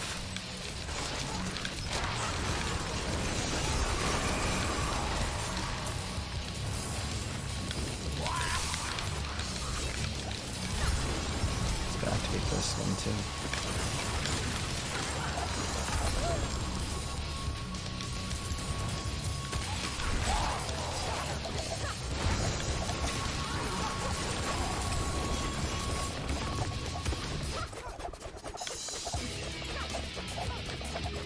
Oh, we didn't put one more in? There we go. We're still on GTA 5 star, so like the thing is going down. Twisting Blades, how's it play this season? Honestly, it's not really that great. I mean, I can clear pit 100. In fact, I'm going to do it right after this. Just need to get the Angel Breath. I would much rather play Rapid Fire or I think a Heartseeker is #1 build for me. But I really want to play the Druid, man. The Druid with the Landslide buffs that are just like crazy multipliers. It does like 3 or 4 times the damage. Then it activates 2 times. Then you get like infinite ultimates. On every single attack you get an ultimate. Tomorrow, yeah, we're going to play Season 5 tomorrow. And the Druid is just like, it's so much better, man. It's the thing that I hate with Rogue is I really don't like playing close quarters because you have to use both skills.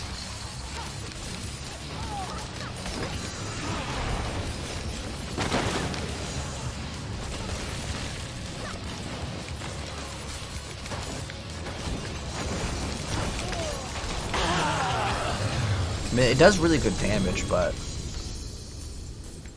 let me see what are we at? We need what, 42 Angel Breath? We're only at 22. Damn. That is not good. I guess we can start opening up the chests. Because I believe these will have stuff in them. Where's the other one? Oh, it's right here. Still got 2 minutes. We can make it. I don't know if we'll get the amount that we need though, which is not good. But it's just that Elixir of Anti-Venom is 30 something Angel Breath.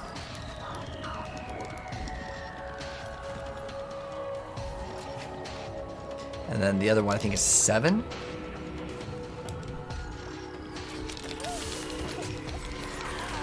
So we'll farm it and we'll do it.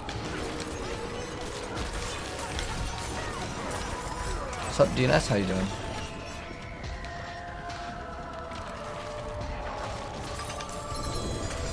Combo points suck. Yeah, I agree. I don't really like playing them. I don't like combo points. I don't like having to play like a marksman and a cutthroat skill in like every single build. It's not that bad if you're just playing range because like you're gonna run dash anyways, but the problem is that like dash and the little like teleport attack, those are cutthroat skills. So if you want to play a melee rogue, well, it just kind of sucks. And then if you want to play flurry next season, well, you're still have to play combo points because you can't really sacrifice the 45% attack speed. I think Rogue's in a pretty bad state in terms of like what's required for the amount of buttons that are required. So hopefully they can make some changes. I mean, I'm going to try to help them out as a Diablo partner. Sometimes they take our suggestions.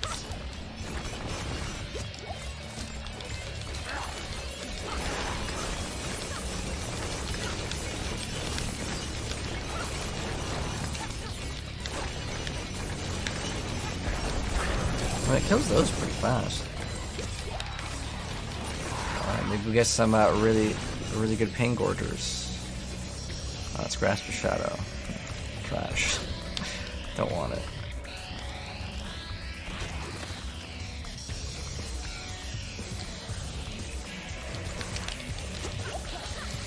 Actually, we can check where we're at right now. 31. We need, what is it, 40? 42. I don't think we can get 42 in 30 seconds. I don't think that's going to be possible.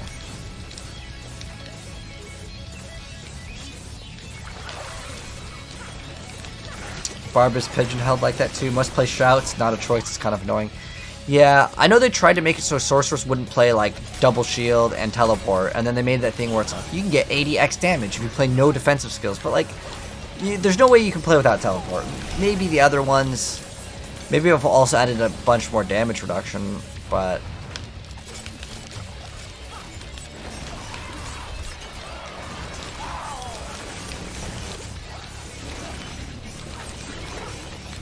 like, they need to make some sort of, like, no shout build with Bard, but, like, it has to be worth it, obviously. Now, I don't think nerfing shouts is the right solution. I think that making the other skills on the same level, but I don't think that's going to be possible, because shouts, with the bold chieftains, like, it's too important, especially with, Marshall, which gives you cooldown reduction on everything else, right? I'll be right back and take a quick piss while we're waiting for the Hell Tide, because we need to farm, I think, like, just 5 more, Angel Breath. I'll be right back.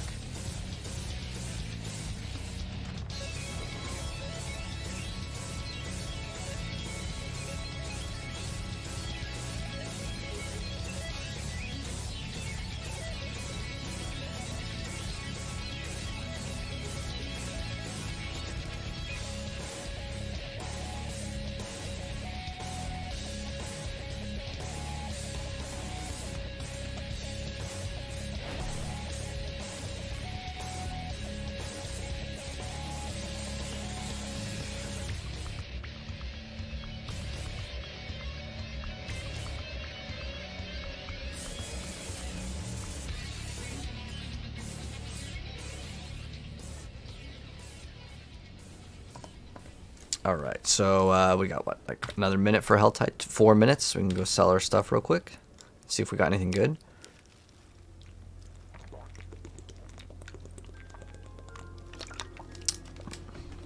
Alright, the ring's not that bad. Like, that ring's usable, the rest of the stuff is pretty much garbage. Season of the basic skills. Oh yeah, with that brand new sword. That new sword looks really cool. And now, since like everyone can play the sword, I think it's really cool. It's actually one really nice change that I'm really excited about. That looks worn. I can fix it. And well, there might not be something instantly where like, oh, the sorceress now can run Doombringer, so it's good. I don't think that that's going to be the case, because I think Tempering is still too strong for a lot of the classes, but then Barbarian just has 2 extra two-handers, so the Tempering just becomes like infinitely stronger on the Barb.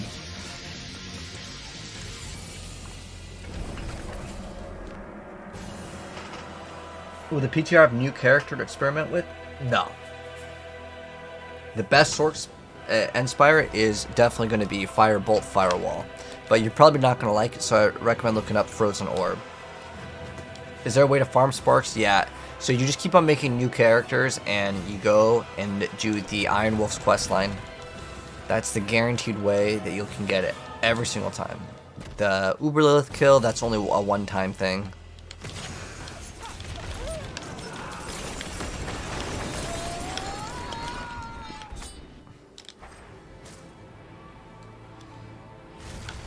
Hope there won't be anyone that shows up, because, yeah.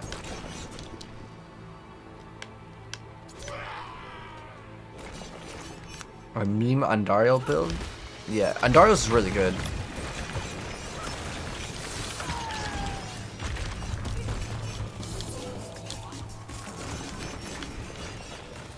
I just need to complete this for the thing.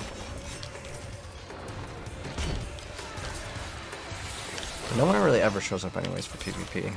I was kind of trying to save my poison and view for it.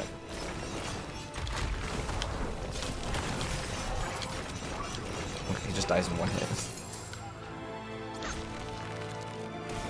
Let me go do the boss, because we're waiting for the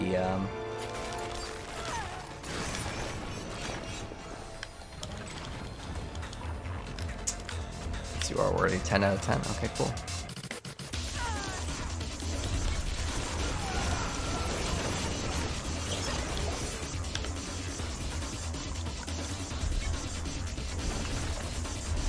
Do that, and then we can go do the 2 PvP bosses, and if there's someone there,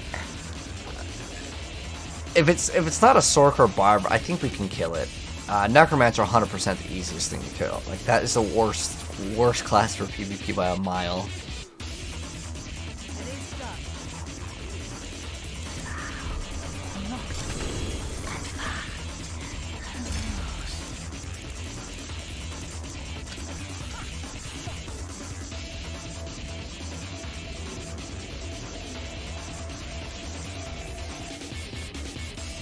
See if this was good. Oh.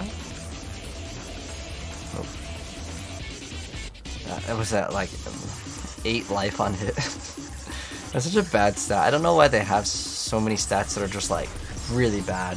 Like life on hit, impaired, controlled reduction. They're all like stats that no one really wants.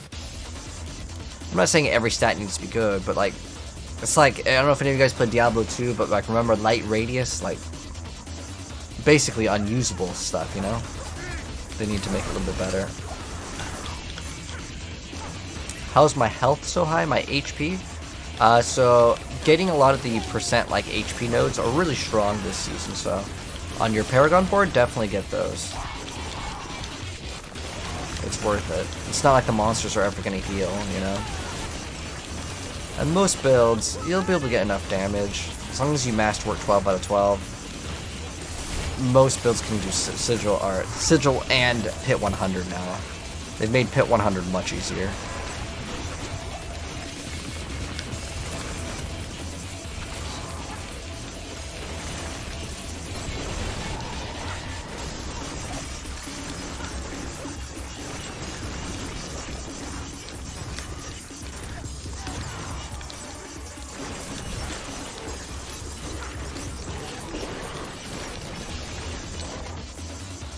Oh wait, what am I doing? We need what? It was 42, right? 35, so we need 7 more. Alright, 7 more, and then we can get back to doing pit. The reason why is I need to craft the anti-venom, and I also need to craft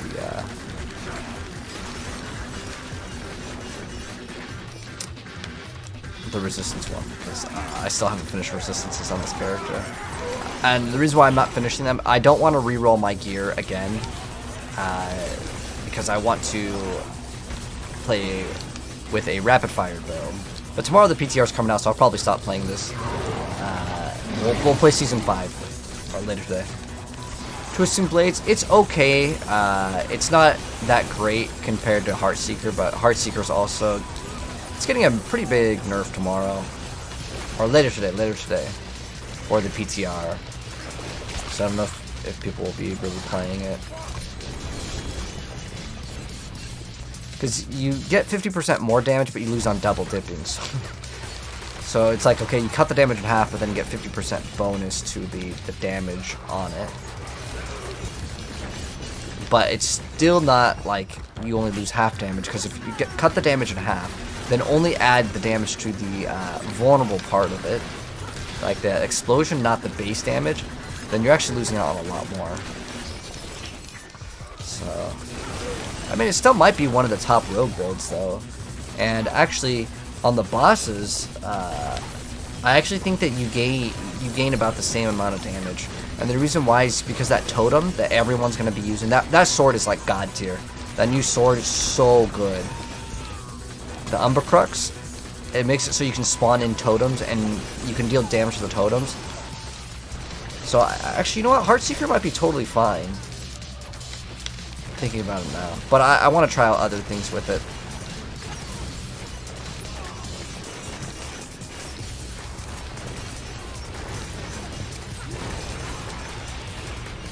Yeah, that's one thing that I definitely want to play tomorrow. But I think we're going to start off with the Druid, and the reason why we're going to be playing the Druid tomorrow is, or later today when the update comes out, is with Druid you get like just, it's crazy, like all their stats just got like all the base damage got increased, and then there's that brand new that staff. We're gonna farm that staff ASAP, man. That new staff that every single earth skill gives you the ultimate. Like, that is so busted, man. I hope that they don't nerf it. Like, I know it's probably gonna get nerfed if it works like the way I think it works, which is like you just get every single attack that you do, it activates Petrify. And it does like half of Andariel's damage, which is really good.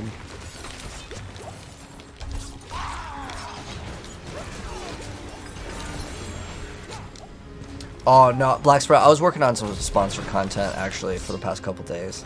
A lot of times, if you guys haven't ever done a sponsored video for any company, most of the time you send the video to them, they're like, oh, can we change this? Can we change this? And so it takes, there's like, you know, revisions on stuff. But I've already streamed the game. Like, I actually don't mind the game. Like, it's not like I don't like the game and, you know, I have to play a game I don't like. It's more so that it's like, they just want something changed here, want something changed here. You know, it just takes a long time. So, like, even though, like, some videos, they only might be, like, 10, 20 minutes long, they take hours to get to the point, because you have to show, like, you know, a certain area in the game that they want you to get to a certain area, so it takes hours to farm. What in the PTR story? My guess is 10 or 12. Vank. Yeah, there's an update today, Jason. You can download the update for the PTR right now on PC. If you're on console, sorry, you don't get the update. You don't get to play PTR. Unlucky.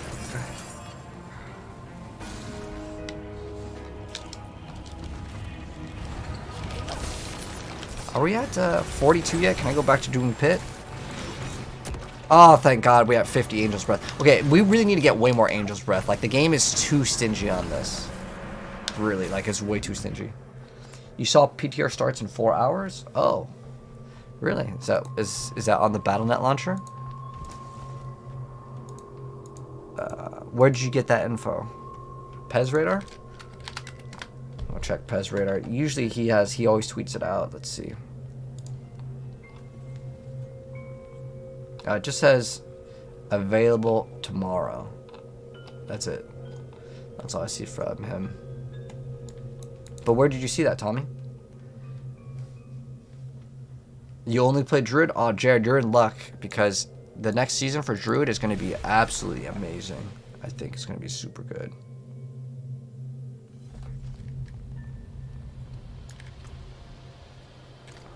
So we just need to craft the anti-venom. One of these. And then we need one of the... Yeah, one of these. Oh, I have no room.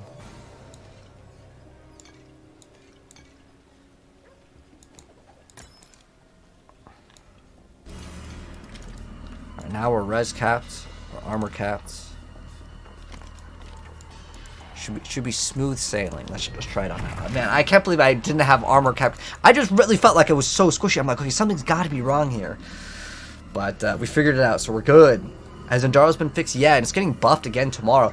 If you guys know, there's actually a secret buff to Grandfather. Grandfather just got a 100x crit multi, like on the stat that normally Grandfather gives you like that 100. It went up even higher, man. Grandfather's going to be really, really, really strong in the PTR.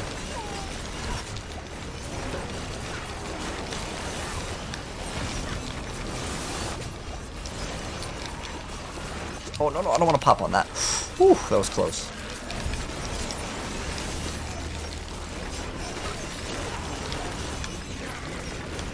So many of those, like, extra HP guys, man.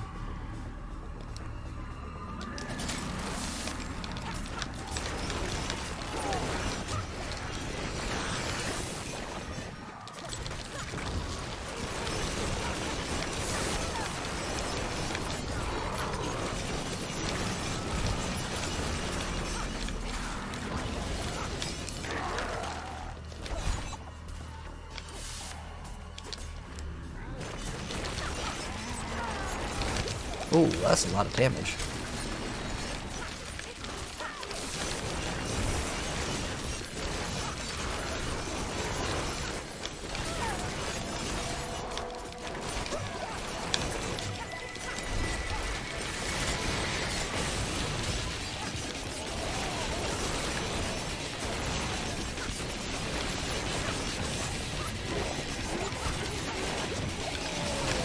Oh, it's so much smoother now. I still feel like the amount of shrouds that we're getting is like way too low.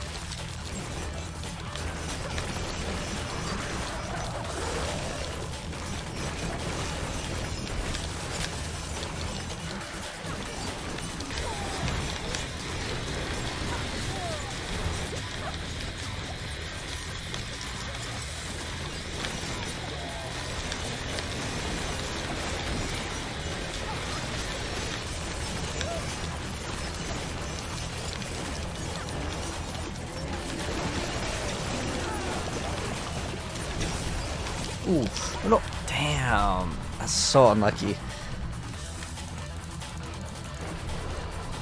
Let's go reset. I really hate how that you lose your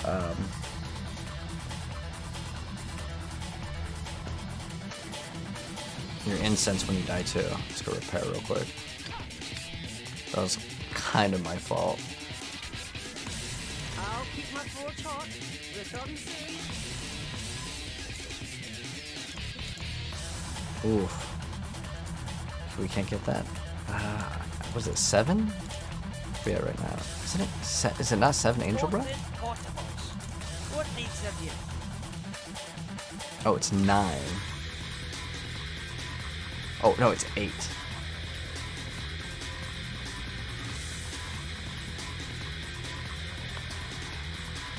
Cold Fire Shadow? Okay, that's fine. Let's just craft this. I just need cold, to be honest.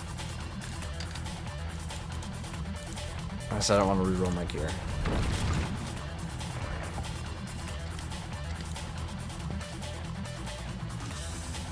It goes live at 6 p.m. UK time? Ah, okay, gotcha. Express.co? Is that a Diablo website? I haven't seen it before.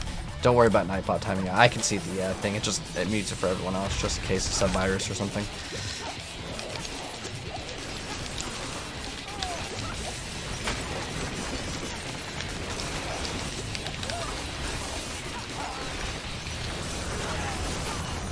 There's another like damage reduction guy. I hate those so much, man.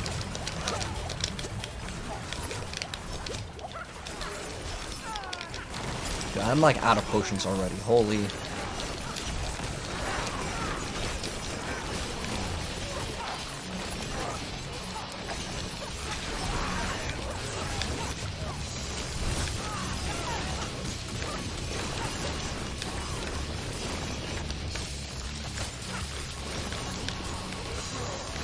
Melee Rogue just it needs some more like damage reduction, man.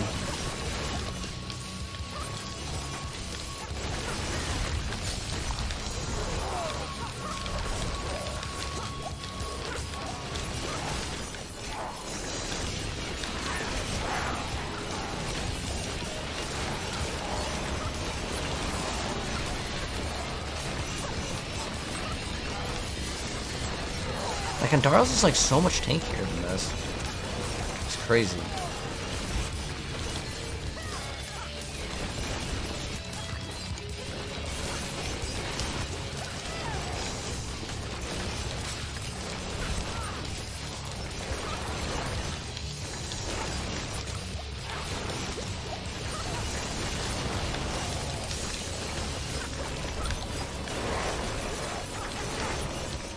But the new update will be fixing this a little bit. Because there's like, you can only lose 1 Dark Shroud every, like, what's it, 1.5 seconds? Which will be actually a pretty nice buff.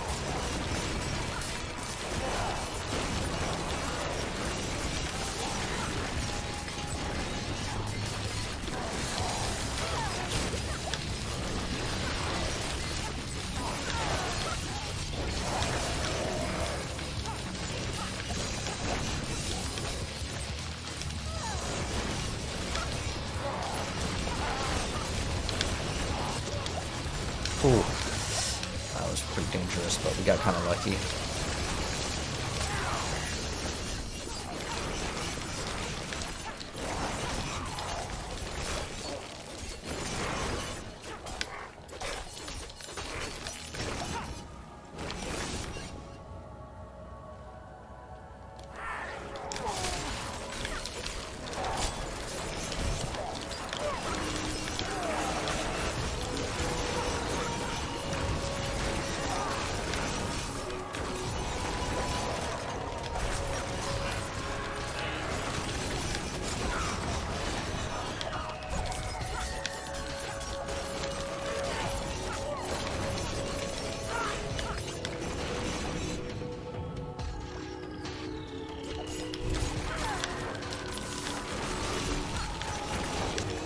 You just take way too much damage with this.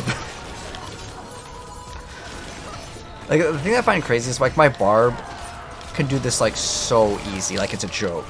But, like, it's struggling on this one. Like, it's really difficult. Like, I'm having to, like, actually dodge every single thing, make sure we don't get touched by a lot of the different mechanics.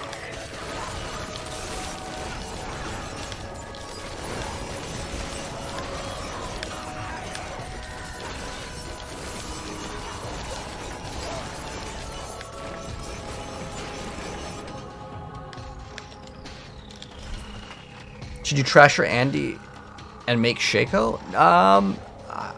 I mean, if you have no interest in playing like Rogue, then maybe. But I still think that that's a good item. The only uber unique that I would smash right now, if I mean, I have all of them, but the only one that I think is like actually like not really usable is Melted Heart of Selig. In my personal opinion, is unusable. Also, the spear is unusable, but it's getting a buff tomorrow for the PTR. And the buff is going to make it so the shrine lasts a little bit longer, but I don't think it really matters. I don't think it's good enough anyways.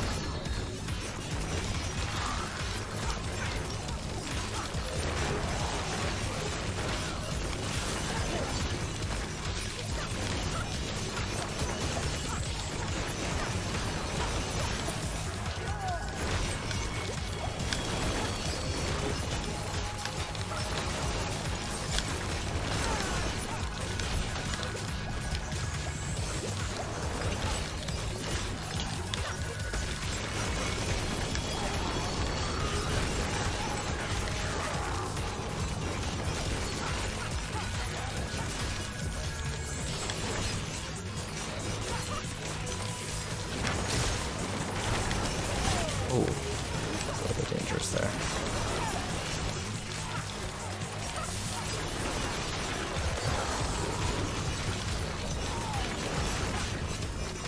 I'm actually kind of worried about like the boss fight on this one, to be honest. Oh, we're almost dead. Very dangerous.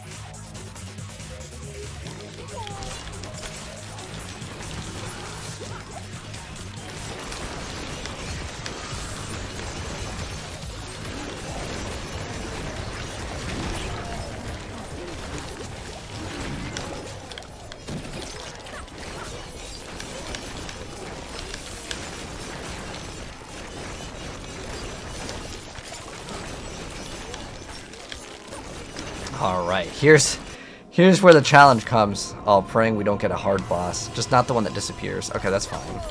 As long as it's not the one that disappears, or like the snake, I think it's like not bad.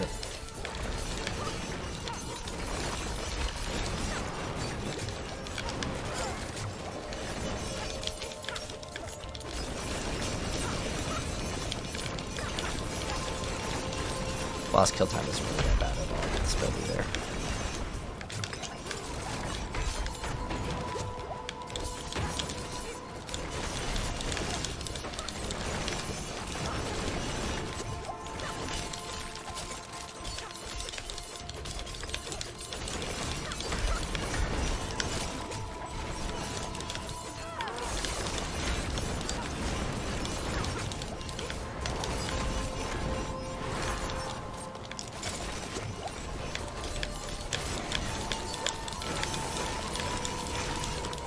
That's really not a bad boss time at all. That was an 8-minute run. Jeez, it's not like necessarily the highest, but or like the fastest, but it's doable. And we only have things at level 4.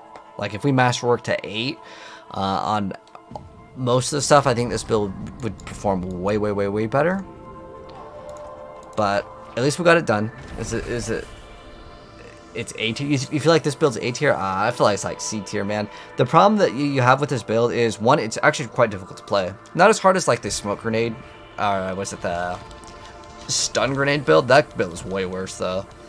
That build is like super strict on what you can do, and then the boss fight sucks so much. And the reason why the boss fight sucks so much with the stun grenade build is because you only get the reset on stealth when you actually kill elites. So without it, it feels very, very, very, very, very, very bad. Because your reliance on damage comes mostly from being able to enter stealth through the concealment. Because it's like whenever you enter or break stealth, you get a big amount of damage. I'm just happy we got that run in.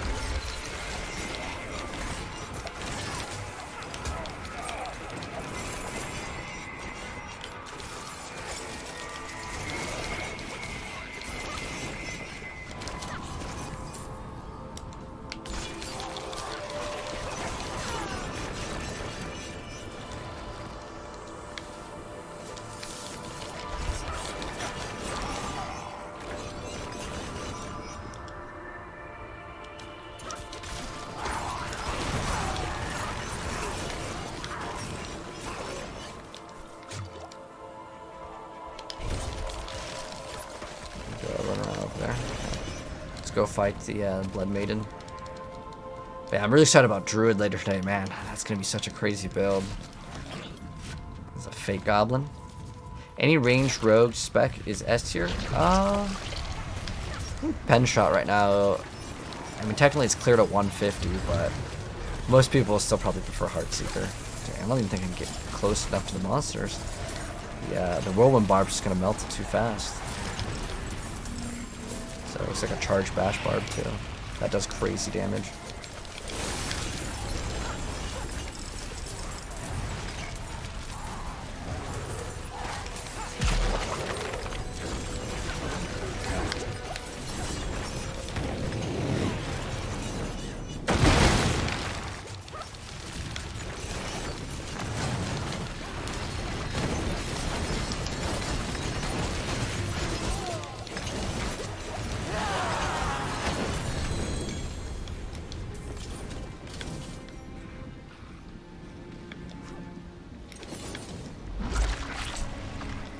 Collect those green roses. I'm trying to think of what I want to play after the PTR ends.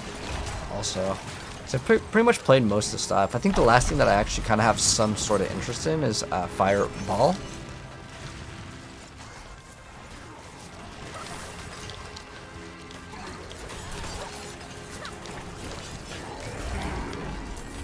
Yeah, Flurry's really bad, dude. Flurry, I don't know why they've buffed it like several times and it's so bad. It's like, I wonder how they test to buff Flurry by 25% damage and then go, okay, next. Like, is it just like, okay, they look at the numbers and, okay, there's not that many people playing Flurry. Okay, we'll buff Flurry damage by, 25%. And it's still bad, right? Whereas, like, you look at a skill like Rabies and it's like, okay, we buffed it like 10 different times. Okay, it's still bad. It's like, well, are they just going to the numbers and just cranking them up slowly? Or are they like testing it and seeing, okay, now this build is actually capable of clearing X number. Let's invest into it. Like let's like it's enough. I think the benchmark should be at least hit 100 for any sort of build. Because if you, I don't know if any of you guys have ever tried to build a crackling energy sorc. Oh man, that thing is terrible. The thing is very, very bad. Those. The reason why I picked it up, if it was a perfect pin gorger, I would have some interest in the item, but it's not there. It's in the trash. The Omni power aspect, it's an absolute game changer. With the sword, yeah. Are you talking about? That's the. Is that the new like when you cast a core skill, you also shoot like the basic skills? I actually thought that thing was really cool. So I'll be interested to see that, but like the sorc's damage still doesn't scale nearly as well, and you can't even use the new sword with that. So it's like, it's so sad, man. What I'm most excited about is the Druid. I think it's gonna be season of the Druid, man. Flurry's like a support skill. But what are you talking about, Dinky? I don't know what I'm doing wrong with the Wool and Bleed build Rob does, but it doesn't do damage. You copied it to a T. Okay. You can try to copy my build. My build's a little bit different than Rob's. But, like, Rob has the best gear in the game. Like, he's going to have everything, like, min-max to the T.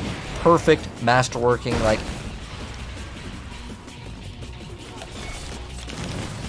Like, he's definitely a top tier Diablo player.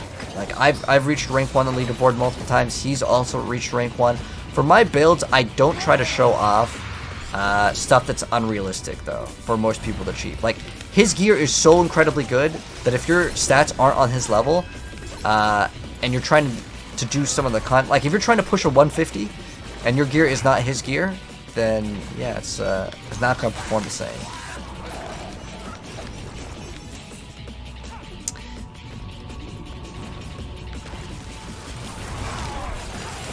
Oh, well, there you go, man.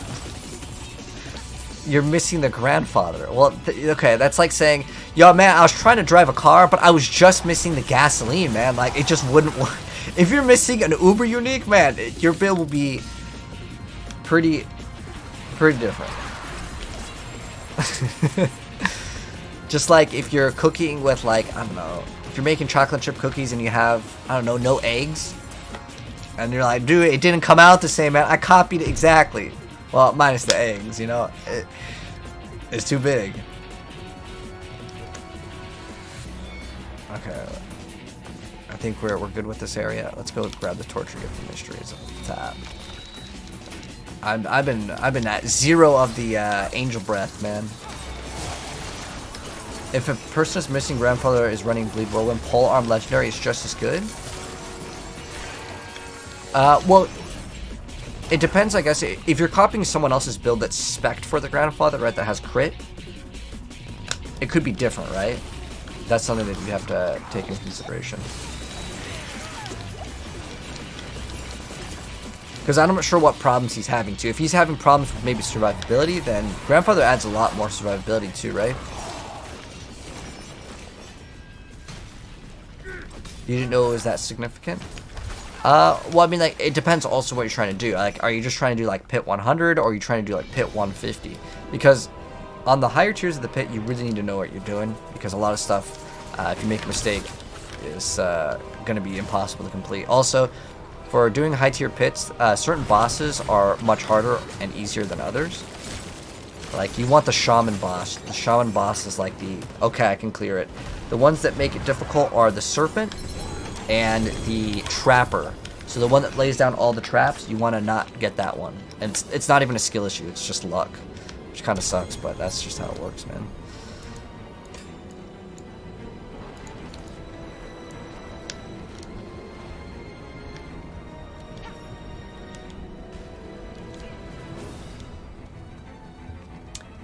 But I guess you can try out Ursula. Someone's, I don't know if you're watching, I think you're watching the stream. So someone said you can try a pole arm. I tried pole arm with, I think, Flay. It was really good for the bosses, but I didn't really like playing Flay on non-bosses. Flay is amazing against, like, the uber bosses. Definitely, like, one of the top tier ones. We can maybe actually use that dagger later.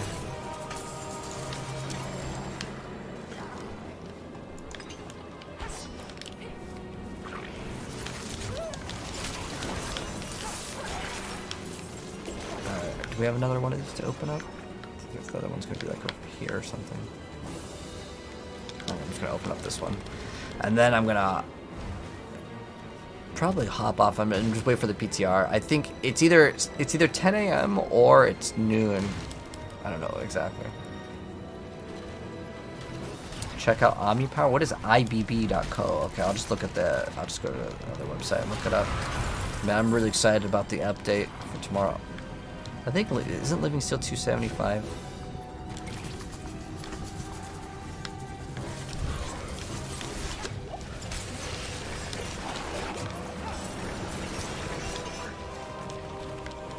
Sorry, oh, there's a goblin. Let's get the goblin.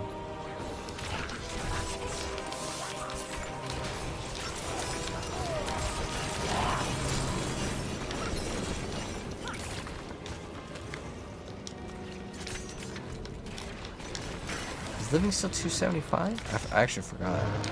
It's like 275 or 250.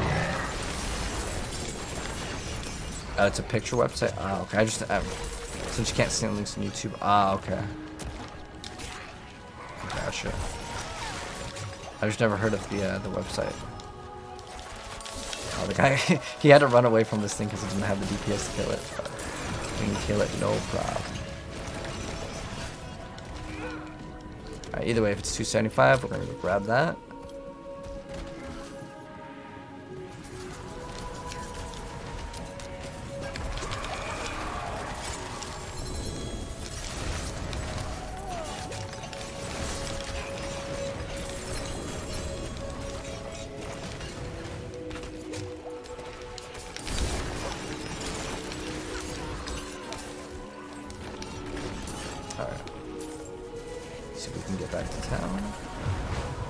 Just in time. Overwatch stream win.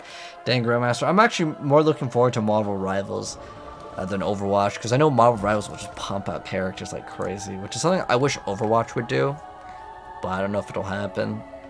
Like, I don't know if there's going to be like, okay, now in Overwatch, every season we got like 3 new heroes. That would get me super interested in playing the game, but unfortunately, that's not the case right now.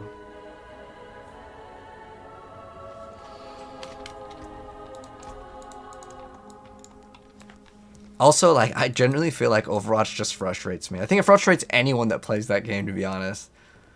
When does Marvel Rivals come out? So they're doing another beta actually pretty soon. I actually became a Marvel Rivals partner, which is pretty cool. So if I get to do anything, sometimes they may have some like early access or something. I'll be able to cover it for you guys, which is pretty cool. 64 on this. All right, so first board, exploit. Second board, exploit weakness with tracker. Then we have efficacy on no witness. Then we've got control on tricks of the trade. We got cheap shot on versatility. And then we've got Eldritch Battery. And then we've got Deadly Ambush. I was actually pretty impressed that we can actually fit this much stuff in this. We got 7 Paragon boards. Usually pushing 7 is quite difficult, and also getting a bunch of the yellow nodes too is really, really good. Okay, so we got that. That's finished. So now let's check out if we got anything good. Life per second, so nothing really there. It's got crit strike damage, but fire resistance is not a good stat. Then we got what? Dex, max life. Like kind of usable. I'll keep the max life dagger.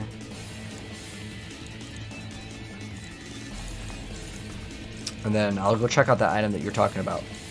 You're talking about for the PTR, right? Fight hard, eh? Alright. I think Wowhead had it.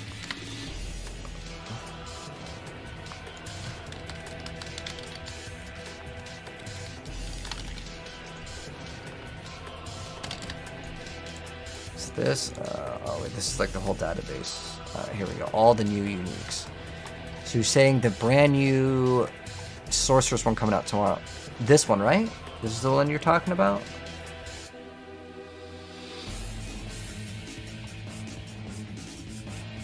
Which one is it? Box?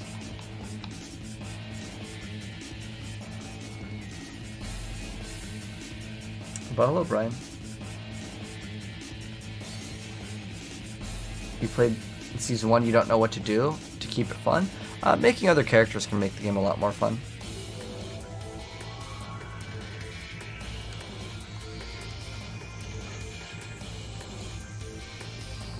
So, like, this is kind of a bad stat. This one's, like, okay. It's, like, usable. But remember, you lose out. The problem that you'll have with a lot of these brand new uniques is that normally with a, like, two-handed item, you get to have, like, chance for fireballs counts twice. Now, this does give you 2 instances of it.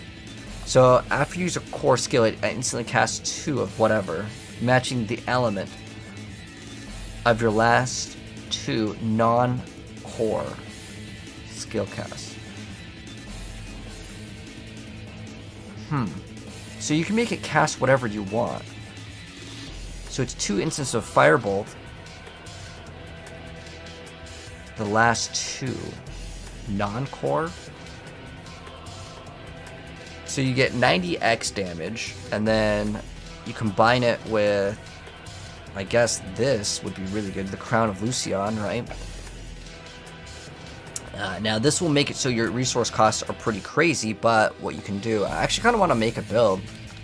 Maybe we'll make some builds. That actually is more fun to me than actually playing the game right now, because there's, I mean, we've already played Twisting Blades 1,000 times, so it'd be cool to see what you can do with it. So if we ran that, I don't think that they don't have, yeah, they don't have the season PTR on this, because we don't even know what's in here. So what could you get that would actually be good? You might actually have to get some sort of resource. It only gets when you hit a Chilled. Okay, so this is 2 mana. Because remember, you get 2 casts of them. I'm pretty sure the one that does the most damage is probably Fire Bolt, right? It does basically 100 damage, but this one does 38. It's like 50, so it's like half. But you can't get, with that new item, see, this is just so much better. There's no way that you just look at anything and look at the Druid and not be like, okay, the Druid's the best class. Okay, but I want to at least see what we can come up with. You guys can help me, chat. So, how this works is when you use a core skill, so let's say, I want to say the best skill is probably going to be Chain Lightning. But Chain Lightning is going to cost a crazy amount of mana. So, we would cast something that's a non-core skill. So we would have to cast... Oh, wait, this is easy. You just use whatever skill that you want to use. I was thinking we had to run like Blizzard. Actually, no, we could, because these count as core skills now. So you'd have to like either use an ultimate or one of these. But actually, it just says non-core. It doesn't say non-basic, so you can still use it. Okay, so let's say we do, what does this do? It's 4 times, so it's like 40 damage. And it only goes up, what, 1? And it has a chance for crackling damage. Okay, let's see. There's a chance it'll hit up to 3 additional enemies. That's kind of mid. Increased crit strike chance per cast, so you get up to 8%. I don't think any of these do like really good damage except for this one. Because this does a total of 25 plus 61, which is... it's like 86% damage. Now, it does take... you know, it's going to take 8 seconds to deal it, but it still does it. Explode. That can hit surrounding enemies. I think that's kind of weak. So with this, you would get... it's probably going to be this one if you were to do Firebolt. So then you'd run, let's say... Pain Gorgers would be really good.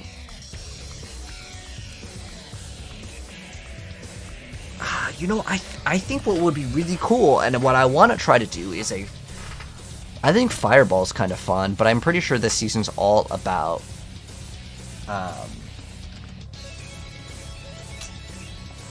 this season's all about Chain Lightning, so we would have to run Pain Gorgers. Because, like, as much as I like the bouncing Fireball, it's actually pretty good to apply Lucky Hit and stuff. So we would run Pain Gorgers, and then the staff would be the new staff, so I'll just put a staff, doesn't really matter.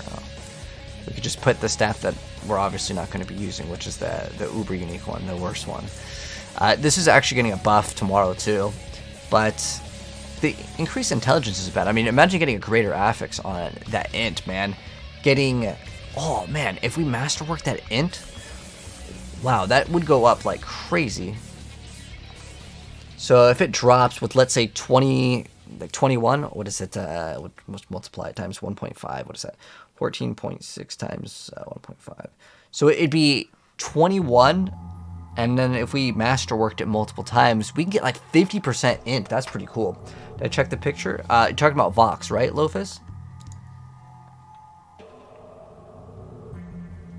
Oh, this, of Omni Power, core skills that launch a projectile consume extra mana for every 20 mana consumed. Core skills that launch a projectile. Okay, for every 20 mana consumed.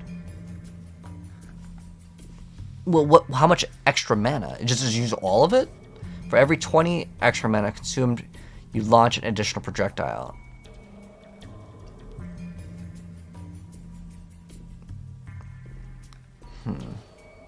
So you stack as much resource as possible, which I don't know what the actual number is, but like let's say you ran Melted Leg is the highest one, but there's another brand new amulet coming out that gives you mana too, doesn't it? I don't know if you'd run it, but I want to check out how much does it give you. It's a new amulet. Oh, here it is. So you get a bunch of maximum resources. You can get to like 40 something max resource if you get that greater affix. The regular rolls is like 20, right? What's the regular amulet give you for resource? So let's say we get greater affix. That will go to, dang, that's, yeah, it's okay, it's 20. So this is still better, even the lowest roll. And then for every, what was it? Thanks for sharing this though. So every, and I guess, well, you can't run on a two-hander because you'd probably play the other thing. I'm trying to think of what core skill that you would use. See, the problem is we don't know what it means by extra mana. If that means all your mana, because it says for every 20 extra mana consumed. Yeah, does it mean double? Does it mean all of it? Your whole mana pool, it's a hard... Oh, okay, so if it is your whole... It just says extra mana, that's why I was wondering. So if it's your whole mana pool, how much can you actually get? So let's say the new one, we get that greater affix, right? So the new one is 27. Let's say we get a greater affix masterwork. I'm just going to use Banished Lord's Talisman, just so we can have like an easier number to look at. And the Paragon, I'm pretty sure you can get extra mana off of, what, Ceaseless Conduit, right? So type in the word mana. Is it not this one? Okay. Which one is it? So you can get it off of... I know it's some lightning one.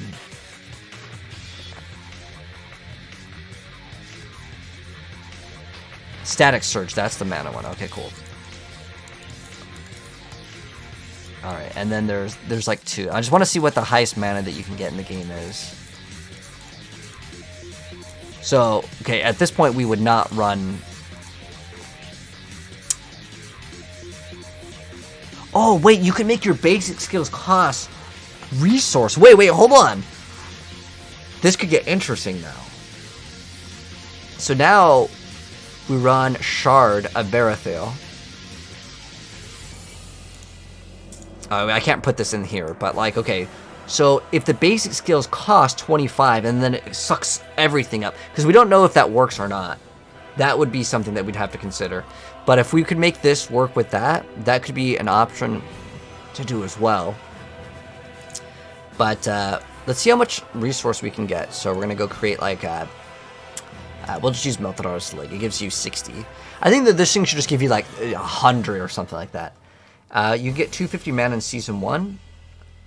It only works for core skills, not basic. Oh, does it say specifically core skills?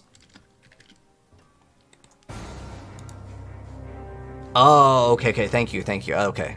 So, what else do we have on Sorc? Oh, it's the other one for Chain Lightning. Okay. So, what skill do you think would be good with this? I feel like Chain Lightning has, what, this buff, and then going into the Season 5 one over here for this post. Do Sorc. And we'll see. So we already saw the pants. Okay. Let's type in, not charge bolts, Chain Lightning.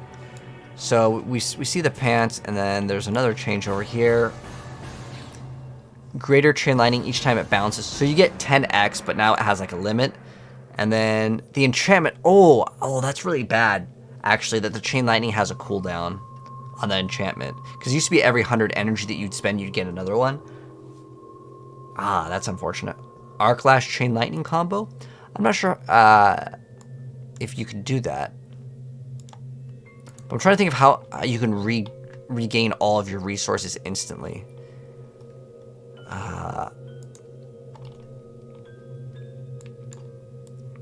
That's a very interesting thing, though. I like this. I didn't actually like check this thing out.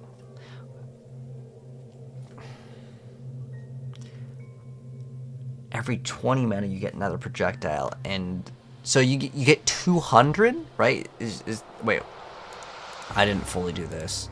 You said you could probably get more now, so I would assume you'd want to run an offhand with extra resource. You can also run a helm with extra resource, but I mean, oh no, you would play the new helmet like by a long shot. Although the new helmet you'd have to spend it like consistently.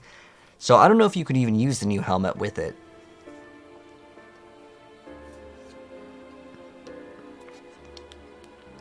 But like 125x is too hard to skip out on. Is there an official date? Later today, Tim, is when season 5 is starting for the PTR. But for the other, for the actual season start, it's gonna start on August 6th. Right now, we're checking out all the new items, coming up with ideas to maybe try out. I think I definitely want to try out Druid. There's no doubt in my head that Druid will be like the top tier class, unless something doesn't work properly. Because the reason why, guys, is because when you first hit an enemy with an Earth skill, you get to petrify them. The petrify is your ultimate, and then it deals basically half of Andariel's damage. So the rogue build that everyone's using, it's actually pretty dang good, but it might actually be kind of bugged, to be honest. Because it's getting crazy numbers. And there's also some double dipping with retribution. But it's still pretty insane that you can get this, and with the Druid... Oh, we can open up another one. With the Druid, that's this. So you get to deal... So it freezes everyone, well, it stuns them for 3 seconds, and then they're petrified. And then against bosses, you get 50x damage. You can also gain 50 spirit when it's casted. Although it says when cast, so you may not get this. If it does work, then you'll just have infinite energy. And then killing an enemy reduces the actual petrify's cooldown. So it says killing an enemy affected by petrify. Yeah, that's pretty crazy. So that means every single enemy that you kill, you just keep on reducing this. However, I want to say you could probably use the brand new gloves. There's these brand new gloves that the Druid gets as well. And whenever Cataclysm is active, you gain unlimited spirit. And I'm assuming that if you are petrifying consistently and you run Nature's Fury, this just means 100x damage. And that's pretty good. And I think that could be quite fun to mess around with. So I'm going to try to run both of these in the Druid build. The song? Oh, the song that we were just listening to was actually from Devil May Cry 2. the one that no one really likes. Although I don't think it's that bad. You tell them, Rel. No, I think some people, if they don't get like a response real fast, they peace out. And sometimes I'm in the zone. Like I think I might have been fighting like the pit boss, and like I can't like not pay attention with like a very bad build. Like the Twisting Blades, I think it's bad when you compare it to like the top tier, but it's like playable.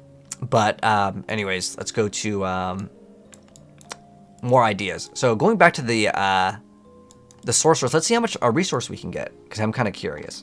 So let's go to so maximum resource. I'm just going to put greater affix and +1. Honestly, getting the rest of them is quite hard, but I'm going to still keep it masterworked all the way. The helmet, we could get something else, but I want to say the Harlequin's just like too good for the sorceress to remove. And I think that's about it for resources, right? There's no extra resources that you can get. We can get, not Temerity, the Tibalts. I actually got a bunch of Tibalts at greater affix. So we're looking at how much resource do we have right now. So we have 217. Okay.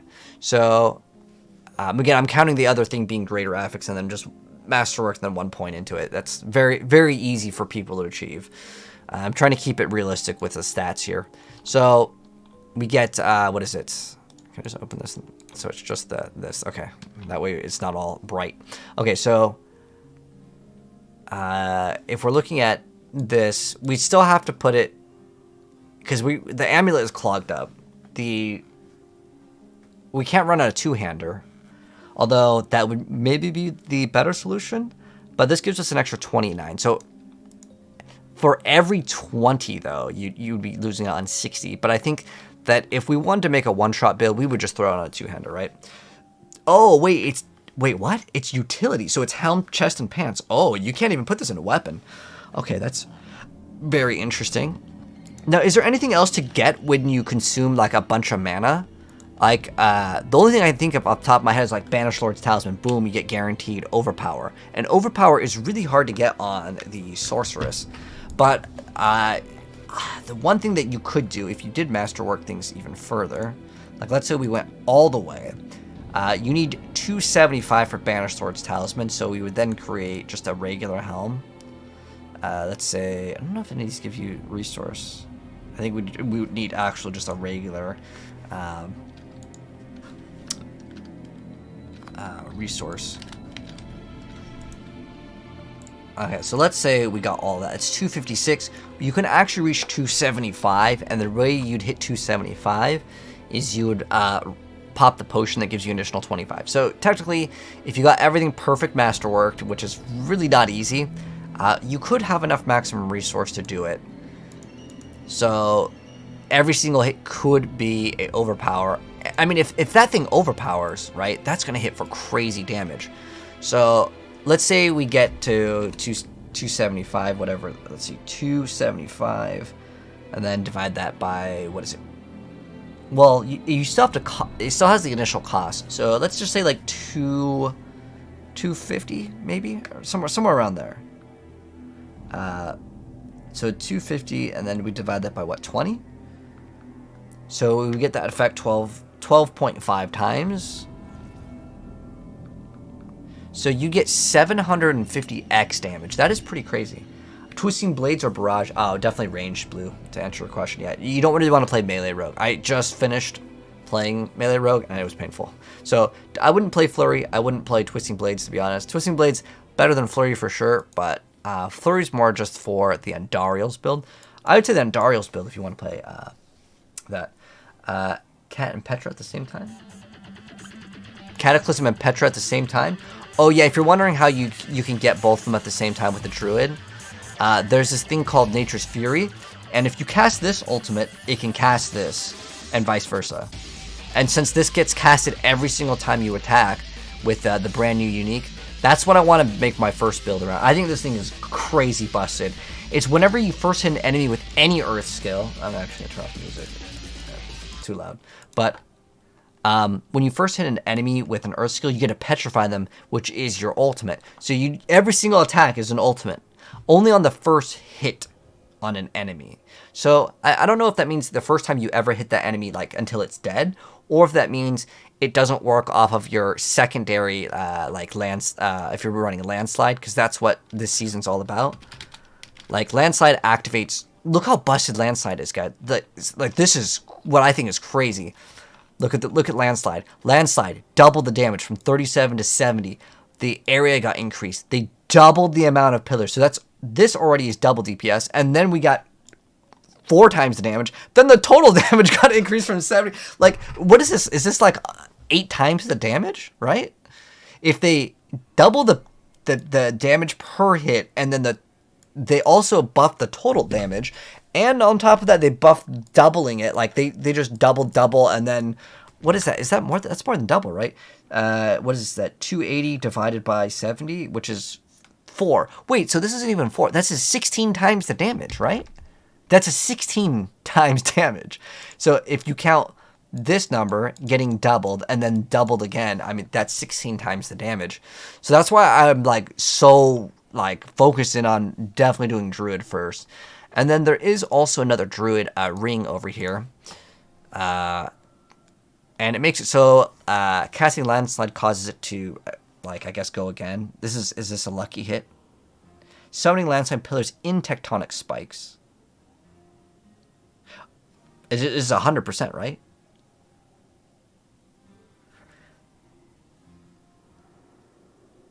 Oh, okay, it's a 20 to 30% chance for an extra Landslide to cast. So the extra one to cast, I think it's still probably worth it because it's like 30% of your DPS, right? So I'm guessing those extra ones is what it means when it says that it's the first time you hit, like the first Landslide, if that makes any sense. But we're definitely going to be doing that. And what else can we mess around with? I think that the new Rogue unique is actually really cool too, but it's there's also the caltrops that shoots out like blades. I think that's an aspect though, so that one will be kind of fun to try out. But I think this thing's gonna be really awesome for sure. Good stuff indeed. What else can we check out? But thank you so much for letting me know about this thing. I totally skipped over that because if you get like 700x damage, like you get like some big one shot. I don't know how you would recover resource though. I think that there is one aspect that gives you a bunch of resource, isn't there? I don't know what it's called, but what is it called? Frozen Tundra? Oh, Deep Freeze. I think there is something for Deep Freeze, isn't there? Okay, no, it's not. I thought there was an aspect for Deep Freeze or something for Deep Freeze to restore like your mana, but I guess we could just look up the word mana or something. I'm sure that there's tons.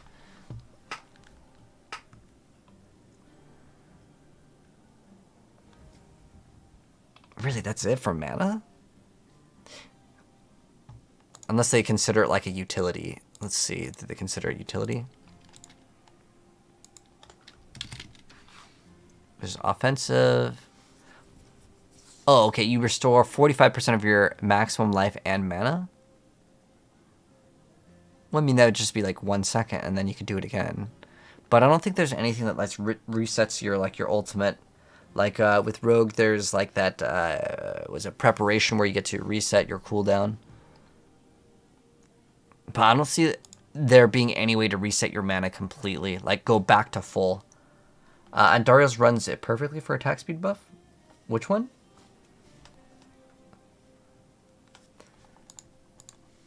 But let's see what else we can mess around with. Yeah, as far as this goes, I'd probably mess around with Barrage. I would also maybe try out Andariel's because getting 2 extra of those totems, and if you can place them down in the correct areas, I think it could be pretty good for like Heartseeker, even though Heartseeker's taking a pretty big nerf. The thing is that even if we lose half the damage, this thing I feel like almost makes up for it, especially with an Andariel's one. Because remember, like Heartseeker is getting nerfed in the vulnerable like damage department, but not nerfed in the other department. I really wish this had Lucky Hit though, but I really want to try Umbacrux with that. I think that will be. Oh, you know what? Also got. Oh, I forgot, guys. There was a brand new other one that got shown off. What was the? Okay, all the legendary aspects were pretty crazy too. There was a really insane rogue one. Let me show you guys this one. The rogue one, not flurry. This one looked really weird. The flurry deals like 0.3. It's got to deal some like big damage. I want to say it's probably like a 30. I think it's probably a decimal spot that got glitched over here. So flurry deals like 30x damage and has a chance to stun. And then it procs retribution. I don't think that's that bad. It's like usable because flurry has been pretty bad for a long time. But the thing that I thought was really interesting too is the cold clip.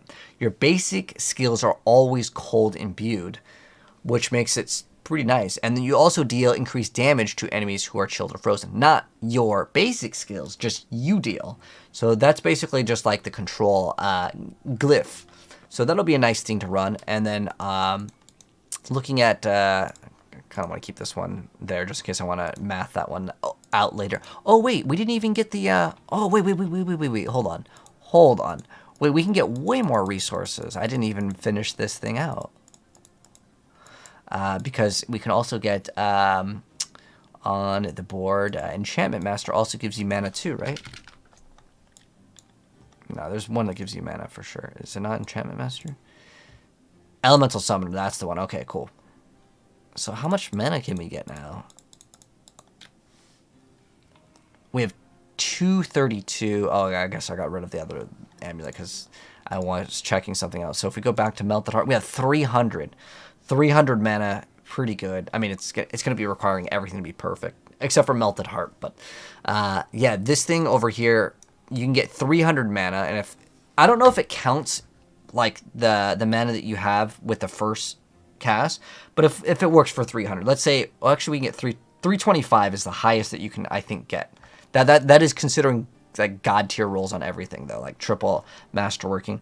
Dang, that is crazy. It's 325 X damage. Oh, no. It's not 20. It's, what is it, times 60, right? Oh, dude, holy. Okay, this is plus 975 X damage. This is on the same level as Bash Barbarian, right? Bash Barbarian gets like, isn't it about like 900? I forgot what that... Oh. It's not aspect, it's this. Isn't this about the same? Isn't that crazy? Oh, no, it's like 400. Okay, so it still does less damage than Bash Barb in terms of the multiplier off of it. But, yeah, I don't know. Maybe it's still not that great compared to, like, what else is, like, existing in the game. But it could be cool. But then, again, you'd have to recover your mana. So Landslide Druid, yes, Ryan. No, I think it's going to be the most cracked OP. Like, it's going to definitely get destroyed, though. Unfortunately, I feel like it's going to be so overpowered. I'm sure you heard me talking about how, like, why it's so good, right? So we basically get... Oh, wait, it's not this thing. It's the Druid one. So we have the Basilisk. Every single hit is Petrify. And then we run Nature's Fury, so then we can have 100% uptime on this. Because what happens with Bjorn's Fang is you get infinite spirit, and basically it works like, is that like what, 30? It's getting buffed to 35%. So you have a 35% chance to activate the second ultimate for Druid, and you can actually increase the duration of this. So we don't even care about the cooldown on it. It lasts 8 seconds, but then it gets increased. So and it's... Oh, it gives you free vulnerability too. And also they are doubling this always crits now, and it does double damage. But the damage doesn't matter, dude. It's pretty bad. But what is nice is this... Oh, they actually already updated it. So this is 35% now. So basically that means you have 1/3 of the chance whenever you cast an Earth skill to activate the other one. So for 12 seconds, as long as you attack 3 times, I mean, technically it's a 35% chance 3 times, but I see it being no problem to 100% uptime Cataclysm if it counts as an actual Petrify. So we would actually put points in a Cataclysm, and we don't even need to equip it. I mean, I guess if you just use it, it's not like it's going to be bad. But looking at the other aspects, so all of your basic attacks are always cold imbued. So going into the Rogue, I'm trying to think of what we would do with this. All of the basic attacks being imbued. I mean, you get, what, 40x damage with this, right? I mean, if all of your skills, and you can also get 15x chill effect. I'm not sure how that actually registers. It's like, because 15x of 45. Oh, did it kick me out of the game? Oh, it kicked me out of the game. Because I was AFK. If you guys want to learn how to not get kicked by being AFK, if you just open up your Paragon board, you'll be good. So we get the chance to make enemies vulnerable. This is actually a free vulnerability, actually. So you could stop playing... Because I want to play the Heartseeker Rogue, but not Victimized, because this is getting nerfed. I'm going to be playing Close Quarters with Endarials. I think that's what I want to do. And then we just run... Yeah, we get... Cold Imbue skills deal 20x damage to crowd control. Oh, and we can run that new... Oh, wait, this could be very interesting. Oh, I can't equip it here. But we can play... with the brand new sword. Oh my gosh, I'm so excited to play Rogue. So number 1 is going to be Druid. I think number 1 Druid, then Rogue number 2, like for like my order, not like the tier list, because there's a lot of stuff that's unknown. But it costs 25 resource. Now, with Rogue, we can get...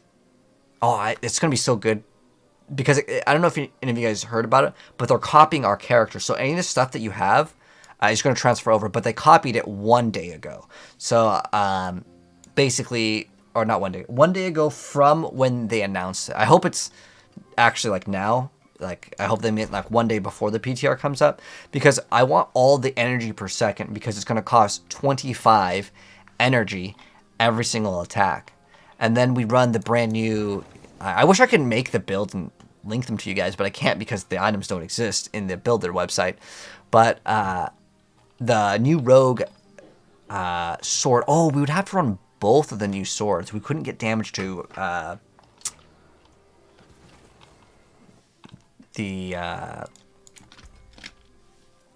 crowd control, which is actually what we would want to get. That is kind of unfortunate. We're going to lose basically 20x damage, and we're going to lose 2 aspects, but we get 300x, and then we also gain... Well, I'm wondering... Dang, I almost want to just run, like, Victimize anyways, because you gain 2... you can get +3 and probably go to like 4 or 5 with the masterworking to your basic skills. So the shard will actually be pretty good. But then I don't see any rogue build that doesn't play this. I think you have to play this item. It's too good. Oh, it's not that one. Here it is. So you spawn in those things. So then the little totem will then allow you then to ricochet off of it. So I think that's what we do first. We're gonna do the druid first. And I hope it works. If the druid doesn't work, then we have the sorc or the rogue. I don't really have any interest in necromancer. I think necromancer's memes. And we obviously could maybe look at the crown. This actually, it makes it so you have 75% resource cost reduction. But yeah, I would say that it's really hard to replace this. Unfortunately, it only gives you ranks to core skills. Oh, you have to spend primary... Oh, it just says spend primary resource on a skill. Dang, I just wish it didn't say core skills. But yeah, this is 125x damage. There's no way... Every build doesn't just try to fit this in. This is the new best helm in the game, I think. This is like an uber unique level. 125x damage. But you have... you also have 125 increased resource cost, but you also have 75 resource cost reduction. So it actually ends up being 50% more resource. So I think how it maths out is, yeah, it should be 50% more resource cost. But you could also run maybe another thing with resource cost reduction. And if you ran that and then it's just like 25 and then you just get 100 damage and it's like up, it doesn't like ever go away. I think this is too hard to lose, and you get lucky hit chance, which works well with the rogue. So you know, I'll probably end up running crown instead, because 1, it's a new thing, 2, it has lucky hit. Lucky hit is very important for the build, because I was thinking about running Andariel's, but like getting all the bonus damage with the brand new items, it's not, I mean, it can work. It's not like a bad thing at all. But either way, you still scale lucky hit. I mean, most of the stuff is going to be the same that you'd go for. And I already have all greater affix lucky hit chance. But the nice thing with Andariel's is you don't have to get crit. With this, you can get crit, and then this becomes very, very good. Oh, but we do lose vulnerable damage by quite a bit. Let me actually look at what the number is. Because I think you get about 1,400. So I'm going to use Deoxide's. And the reason why I'm not using my own is because in Mobalytics, it doesn't have this calculator that will calculate. I think it's like 1,400 is about what you get. Okay, 2,000 is like triple greater affix. Okay, so this we're going to have to actually throw in, like, we're going to throw in Ashira's, and then we're going to also throw in, like, Condemnation. Because remember, we're going to be playing both of the new things. So it's probably, oh it's pretty accurate. It went to 15. So... I was saying about 1,400 is about what you get, but realistically, probably around 1,000 is good. Oh, Starless Skies. Oh, yeah, Starless Skies is 50% reduction, so that'll be okay. But Starless Skies, let me double check on the wording on it. So it's spending, just spending primary resource. It doesn't have to be core skills. I was worried about that. But this also has lucky hit chance. It's got crit strike damage, crit strike chance, like all the stuff is pretty good on it, so this could be pretty good. But I'm kind of worried about space on, like, the items, because like we would obviously want retribution is probably going to be good, but I want to try to get away from it because it's technically bugged, so it'll probably be deleted soon. What we want to do also is run like rapid. I think we'd want to run rapid on this too. These are just placeholders. And then concussive. What else would we run on this? All right.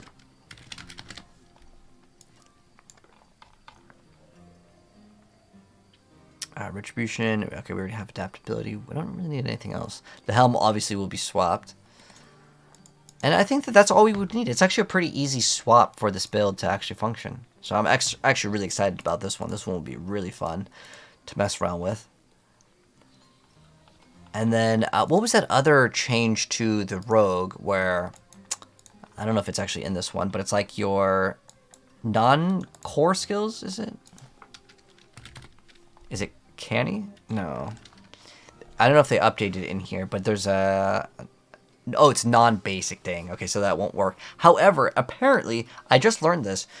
This might actually still work with it. And the reason why it might still work with it is because it's an imbued skill apparently isn't a regular skill. So it counts as an imbued skill. So that actually may work with it, which is another 25x. And we can test that out, obviously, when the patch comes out.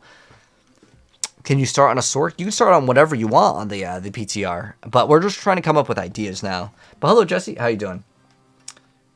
The PTR is not out yet, though, Super. What's the best farming build? If you're talking about open world content, probably Shred Druid's pretty fast. Frosty Shred Sorceress is good. But Andy's Life still doesn't work DB. It's pretty bad. The time for the PTR, Pete, is probably going to be in 3 hours. 3 hours. But any of you guys got any other good ideas? The new helm, yes, definitely, Cade. That's what I'm going to be trying out. I think Omni Power can be cool, but the problem with it is, like, I don't think there's an instant regen all resource button for Sorceress. Like, there is, like, when you cast a skill, you can get, like, extra resource, but I don't know if there's any way to, like, instant go up, like, all the way. Because with the rogue, you can go back to max energy almost instantly. If you run, Aftermath, if you put 3 points in this is 90 resource every ult, and you can run like Flicker Step, or you can run Banner Swords, Talisman, Beastfall Boots, and then you could pretty much be okay to keep on resetting.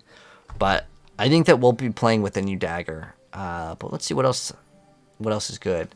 But yeah, this is going to be pretty fun to mess around with because, yeah, I mean...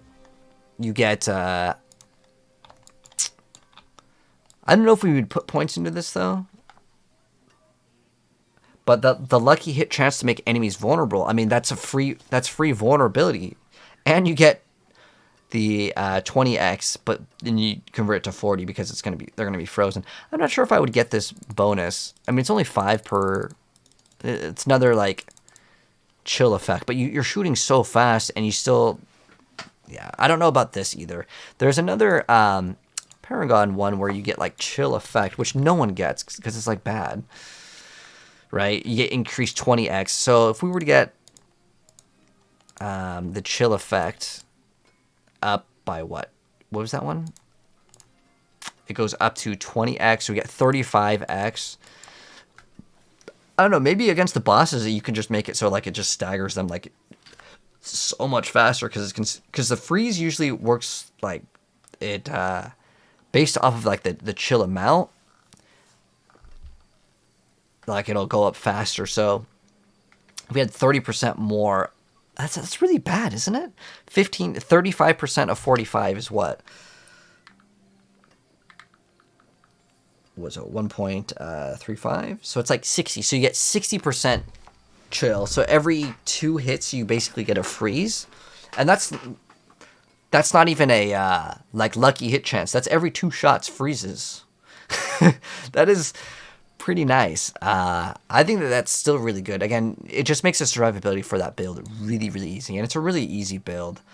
And we don't even have to scale close quarters. We can just play victimize, which I think is going to be really good because we are also getting a lot more lucky hit.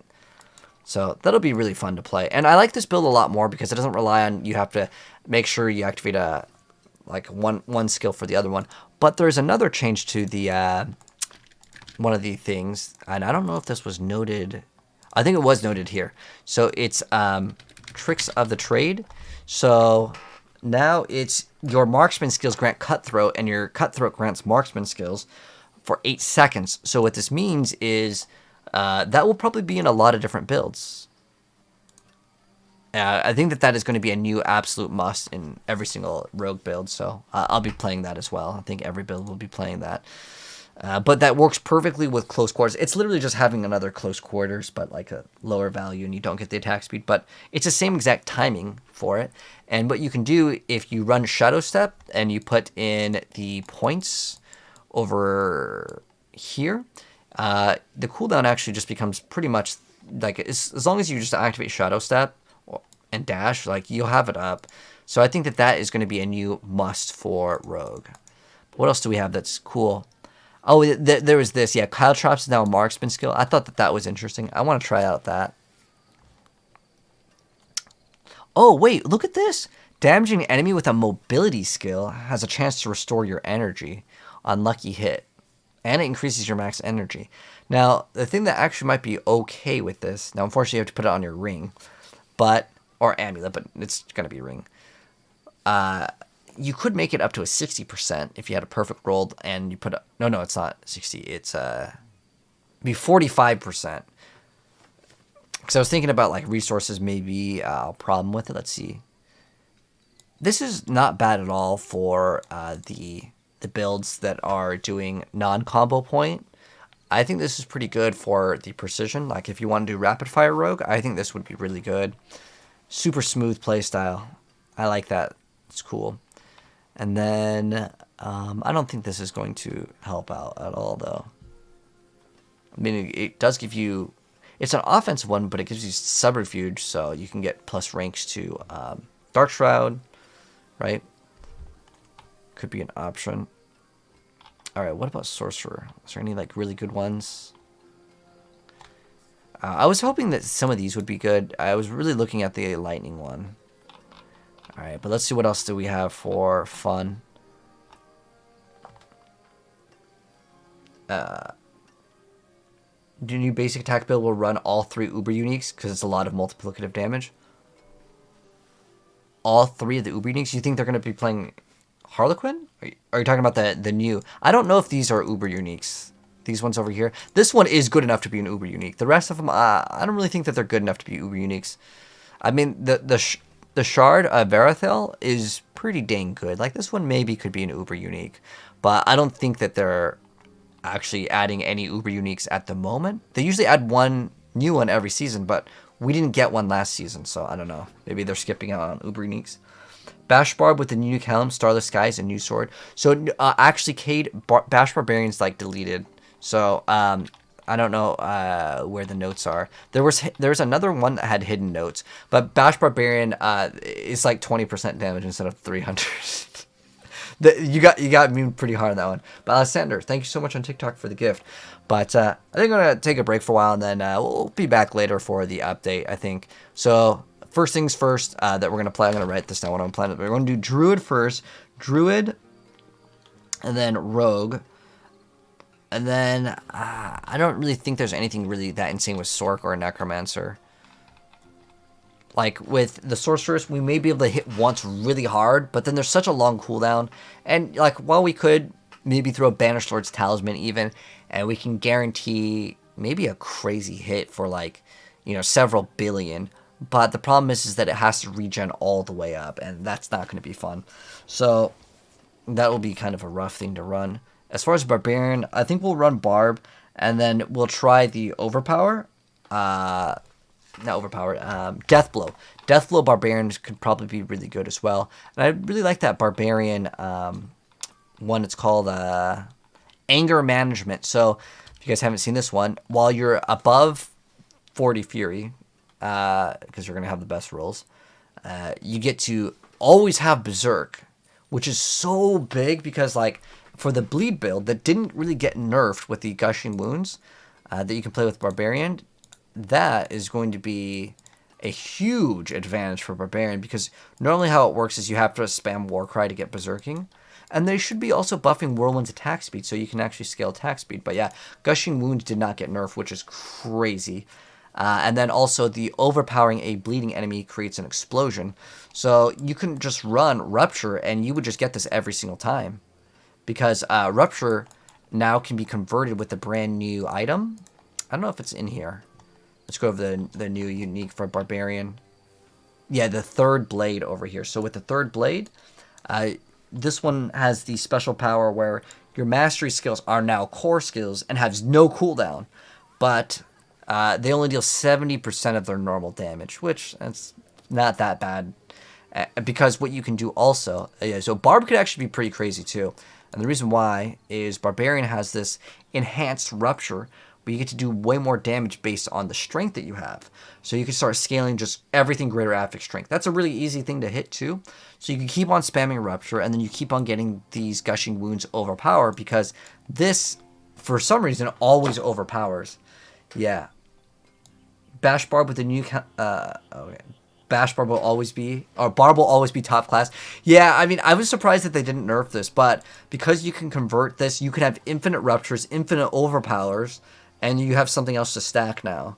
So I think this will be the new best Barbarian build, potentially. That, and also Deathblow has crazy damage. And the thing that I think is really funny is, so Deathblow actually has a pretty good lucky hit too, which could activate other things, but since the brand new item, and I have to always go back to this tab because I can't put it in the planner, their Fury costs are reduced for additional charges, but it does cost Fury. We don't know how much Fury, but if you play Barbarian, Deathblow gives you Fury, so you have no worries about that. And then also, you can also make it gain Berserking, but I'm pretty sure in every single Barb build, you play Anger Management in every single build. And then also, Deathblow has 150x damage to bosses, so that alone is worth like several aspects. And if you could infinitely just spam this again and again and again, one of these is just going to be busted. I know that. This though, this is beams. It doesn't matter. Like making infinite steel grasps. I mean, while it is nice, it's not actually not even bad because it gives you berserking, applies vulnerability. It's not bad, but nothing about Necro. You know, I was looking at the Necro stuff. I can show you the new uniques. I actually saw gameplay of them because they showed it in the thing. This one, I didn't really get to see it. But this one I did get to see, and this one sucks, man. So you get a 30% chance to have a skeleton simulacrum. It does 1/4 of the Andariel's damage. So that's... And also, Necromancer can't really just scale random damage. That's another problem. It does do shadow damage, so it is good for that, at least. But, like, you can't scale, like, just X amount of damage like you can with a Rogue. You know how Rogue has, like, just... You get X amount of damage, close quarters, so you can just scale this to, like, 100x. It's too hard. Infinite Grasp support Barb? I know, right? That's going to be pretty cool. But this, if this explodes inwards, it can actually have some potential with, like, a basic attack build. But the problem is I think that the Bone Prism is just going to be too hard to get, like, infinite spams on it.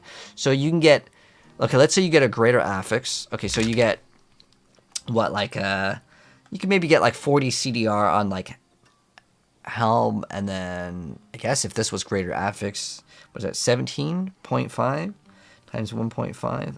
And then we'd almost get double. You could probably get it to have pretty good cooldown, but you'd have to masterwork and get cooldown rolls on a couple different things.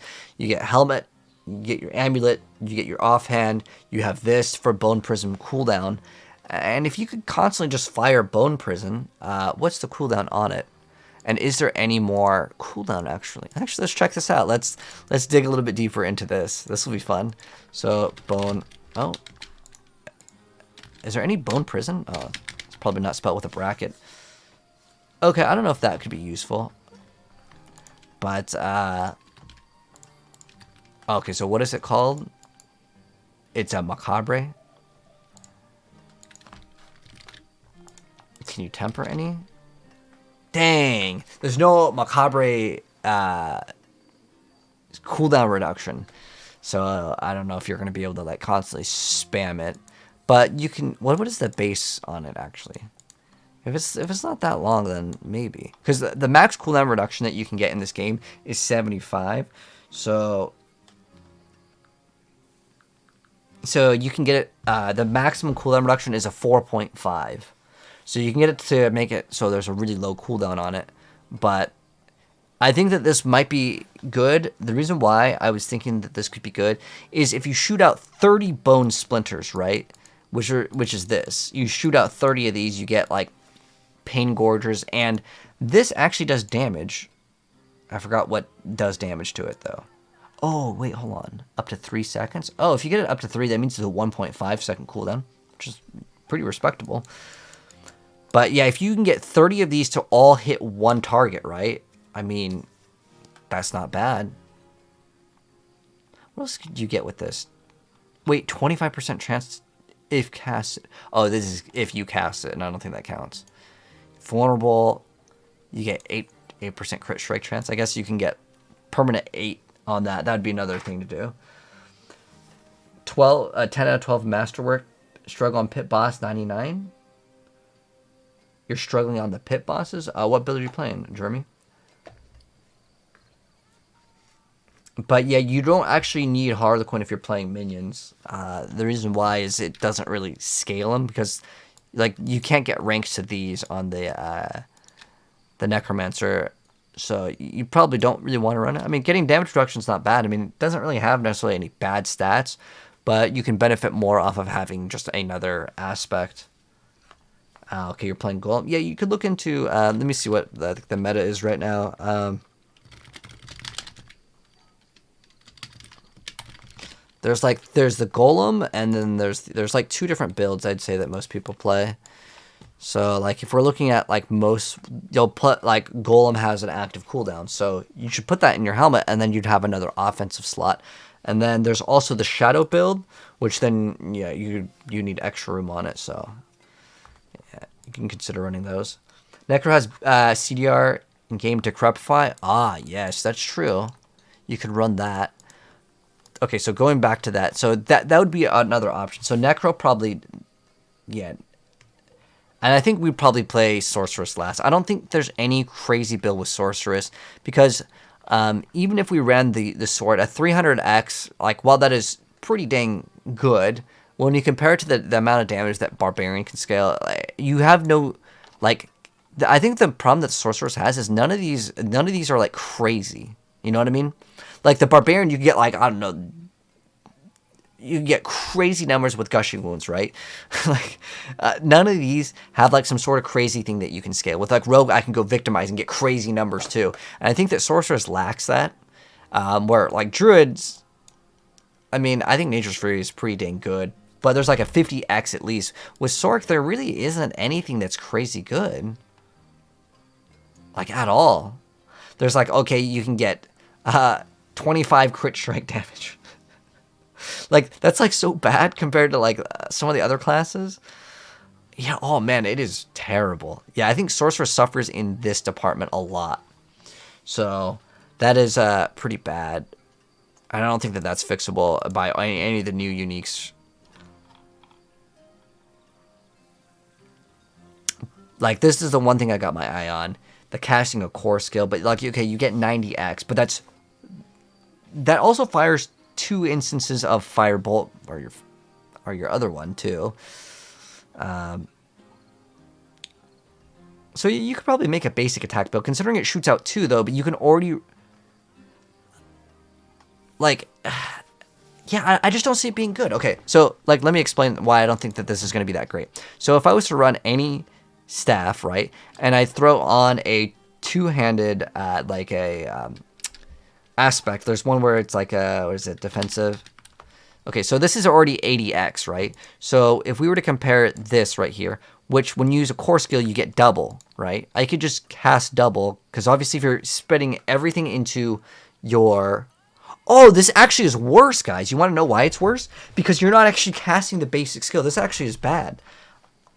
So it doesn't even cast your basic skill. So if you ran something like Moonrise, right? If you ran Moonrise... Oh, no, actually, you know what? This works. Because it says damaging an enemy, not casting. But you couldn't even use Rapid because you're not casting it. Okay, so you can run Moonrise, okay? So that's actually not that bad. So you can run Moonrise. Because I was thinking, like, every time you cast a basic skill. But this one is every time you damage an enemy with a basic skill, which would actually ramp it up faster, which is fine. But, like, if I just took this is already... this one over here is already 80x, right? Of the damage. And then if I was to temper on, like, Fire Bolt cast twice, right? Fire Bolt projectiles that cast twice, whatever. this is already 100% chance to cast fire, so I'm already getting 2 anyway. So this giving me 2 additional ones doesn't really do anything. And then we're also missing out on, I don't know, whatever mods, which we can get like what, int, crit, I don't know, just damage, or we can get life or something, right? Because core attack speed, that's not too bad. But I'm trying to think of what core skill would you cast to kind of like activate some sort of bonus. Like what core skill can you cast that would give you a really good oh wait, you could just, oh I forgot this counts as a, oh wait, hold on. Hold on. This actually works because now would you play Pin Gorgers or the other one? Because I'm pretty sure in the Fire Bolt build you still play the Flame Weaver, right?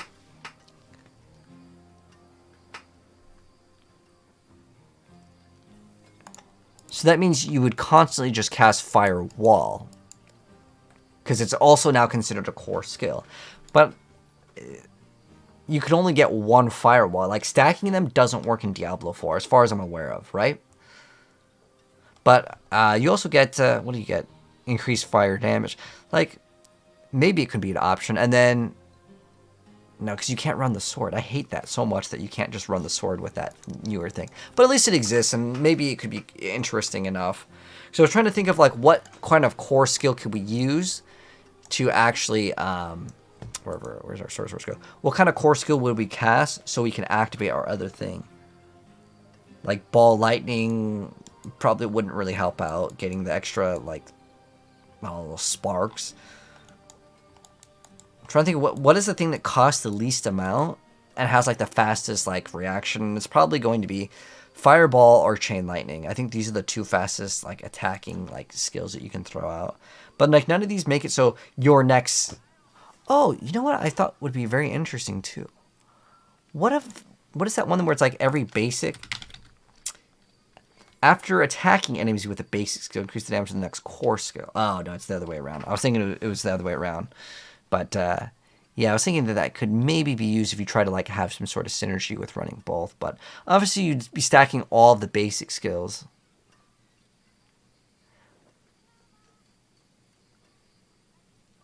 Okay, you can run adaptability, too, obviously. But, yeah, I just don't see this thing being good. I think maybe I was right on that. Because, again, you could get 2 additional projectiles. You can already get 80x damage. And then you're stuck with non-physical damage isn't bad. But the basic skills is actually pretty good. You also get 35% core attack speed. If you get that greater affix, 50% attack speed, you're basically capping yourself in the first one really easy with any additional ones. So maybe, you know what, with the core attack speed, it might not be that bad. But again, it's not on the same level as Barbarian or anything because there's no like giant extra 100 or like 100 plus like multiplier or something like that. Anyways, ice shards are faster. No. Ice shards is very slow. So you get 5 attacks, right? Five shards that shoot out, but it's every single time you cast. So the cast of ice shard is like this, and you're gonna shoot out 5, but then it's gonna take a while to go back. So, but with a skill like Chain Lightning, it's like Chain Lightning. But the ice shard is ice shard, and it holds your character down. If you ever played like Rapid Fire, it's the same reason. Like Rapid Fire, if you compare like Rapid Fire's damage to like any of the other ones, like if you look at Rapid Fire, so Rapid Fire does let me math it out here. So it's 5 arrows for 33. So 33 times 5 is 165. But if I went to something like a pen shot on the very first one, it only deals 70x. So you would have to do 2 pen shots to get to 140 before this becomes the same amount of damage. So this does double the damage, over double the damage that pen shot does, but pen shot can just shoot like pen shot versus rapid fire. Even though like you get a bunch of hits in, the animation to cast all 5. Hopefully that makes sense. But yeah, you do get a good amount of attack speed off of this. I'll try it out, but I think what we're probably going to do is Chain Lightning. But there's also that helm that makes it so your stuff costs a lot more. I don't know, we'll see. Anyways, I'm going to go ahead and call it a night so I can go wake up hopefully earlier. and then we can mess around with some of these builds tomorrow. Anyways, thank you so much for coming by, guys. Really appreciate it. If you guys are new here, you want to follow me over on YouTube, my YouTube, Twitch, TikTok, all the same. If you guys want to see more videos, build guides, and other Diablo tips and tricks, we just dropped a video that actually explains how masterworking works, because there's actually a secret here that like a lot of people didn't know. I think it's just a bug, to be honest. But like basically the video is really important for anyone that actually cares about this game and wants to get more damage. Basically, if you get your tempering like crit versus getting the actual stat to roll crit, you might think normally that getting this one because it's greater affix is better to masterwork, but actually this one is better. Even if you roll the most garbage roll on the tempering, this one is the one you want to hit, because the game's it's just the way it is. Is Diablo 4 better than 3? I like it more at the moment, Goblin, because it's a new game. But honestly, Diablo 3's got so many things going for it. The set items, the mercenary, the emanates. I mean, I like both the games, man. But anyways, good night, guys. Thank you so much for stopping by. I'll see you guys tomorrow or later today. We're going to be playing on it. But GG's, guys. It was fun.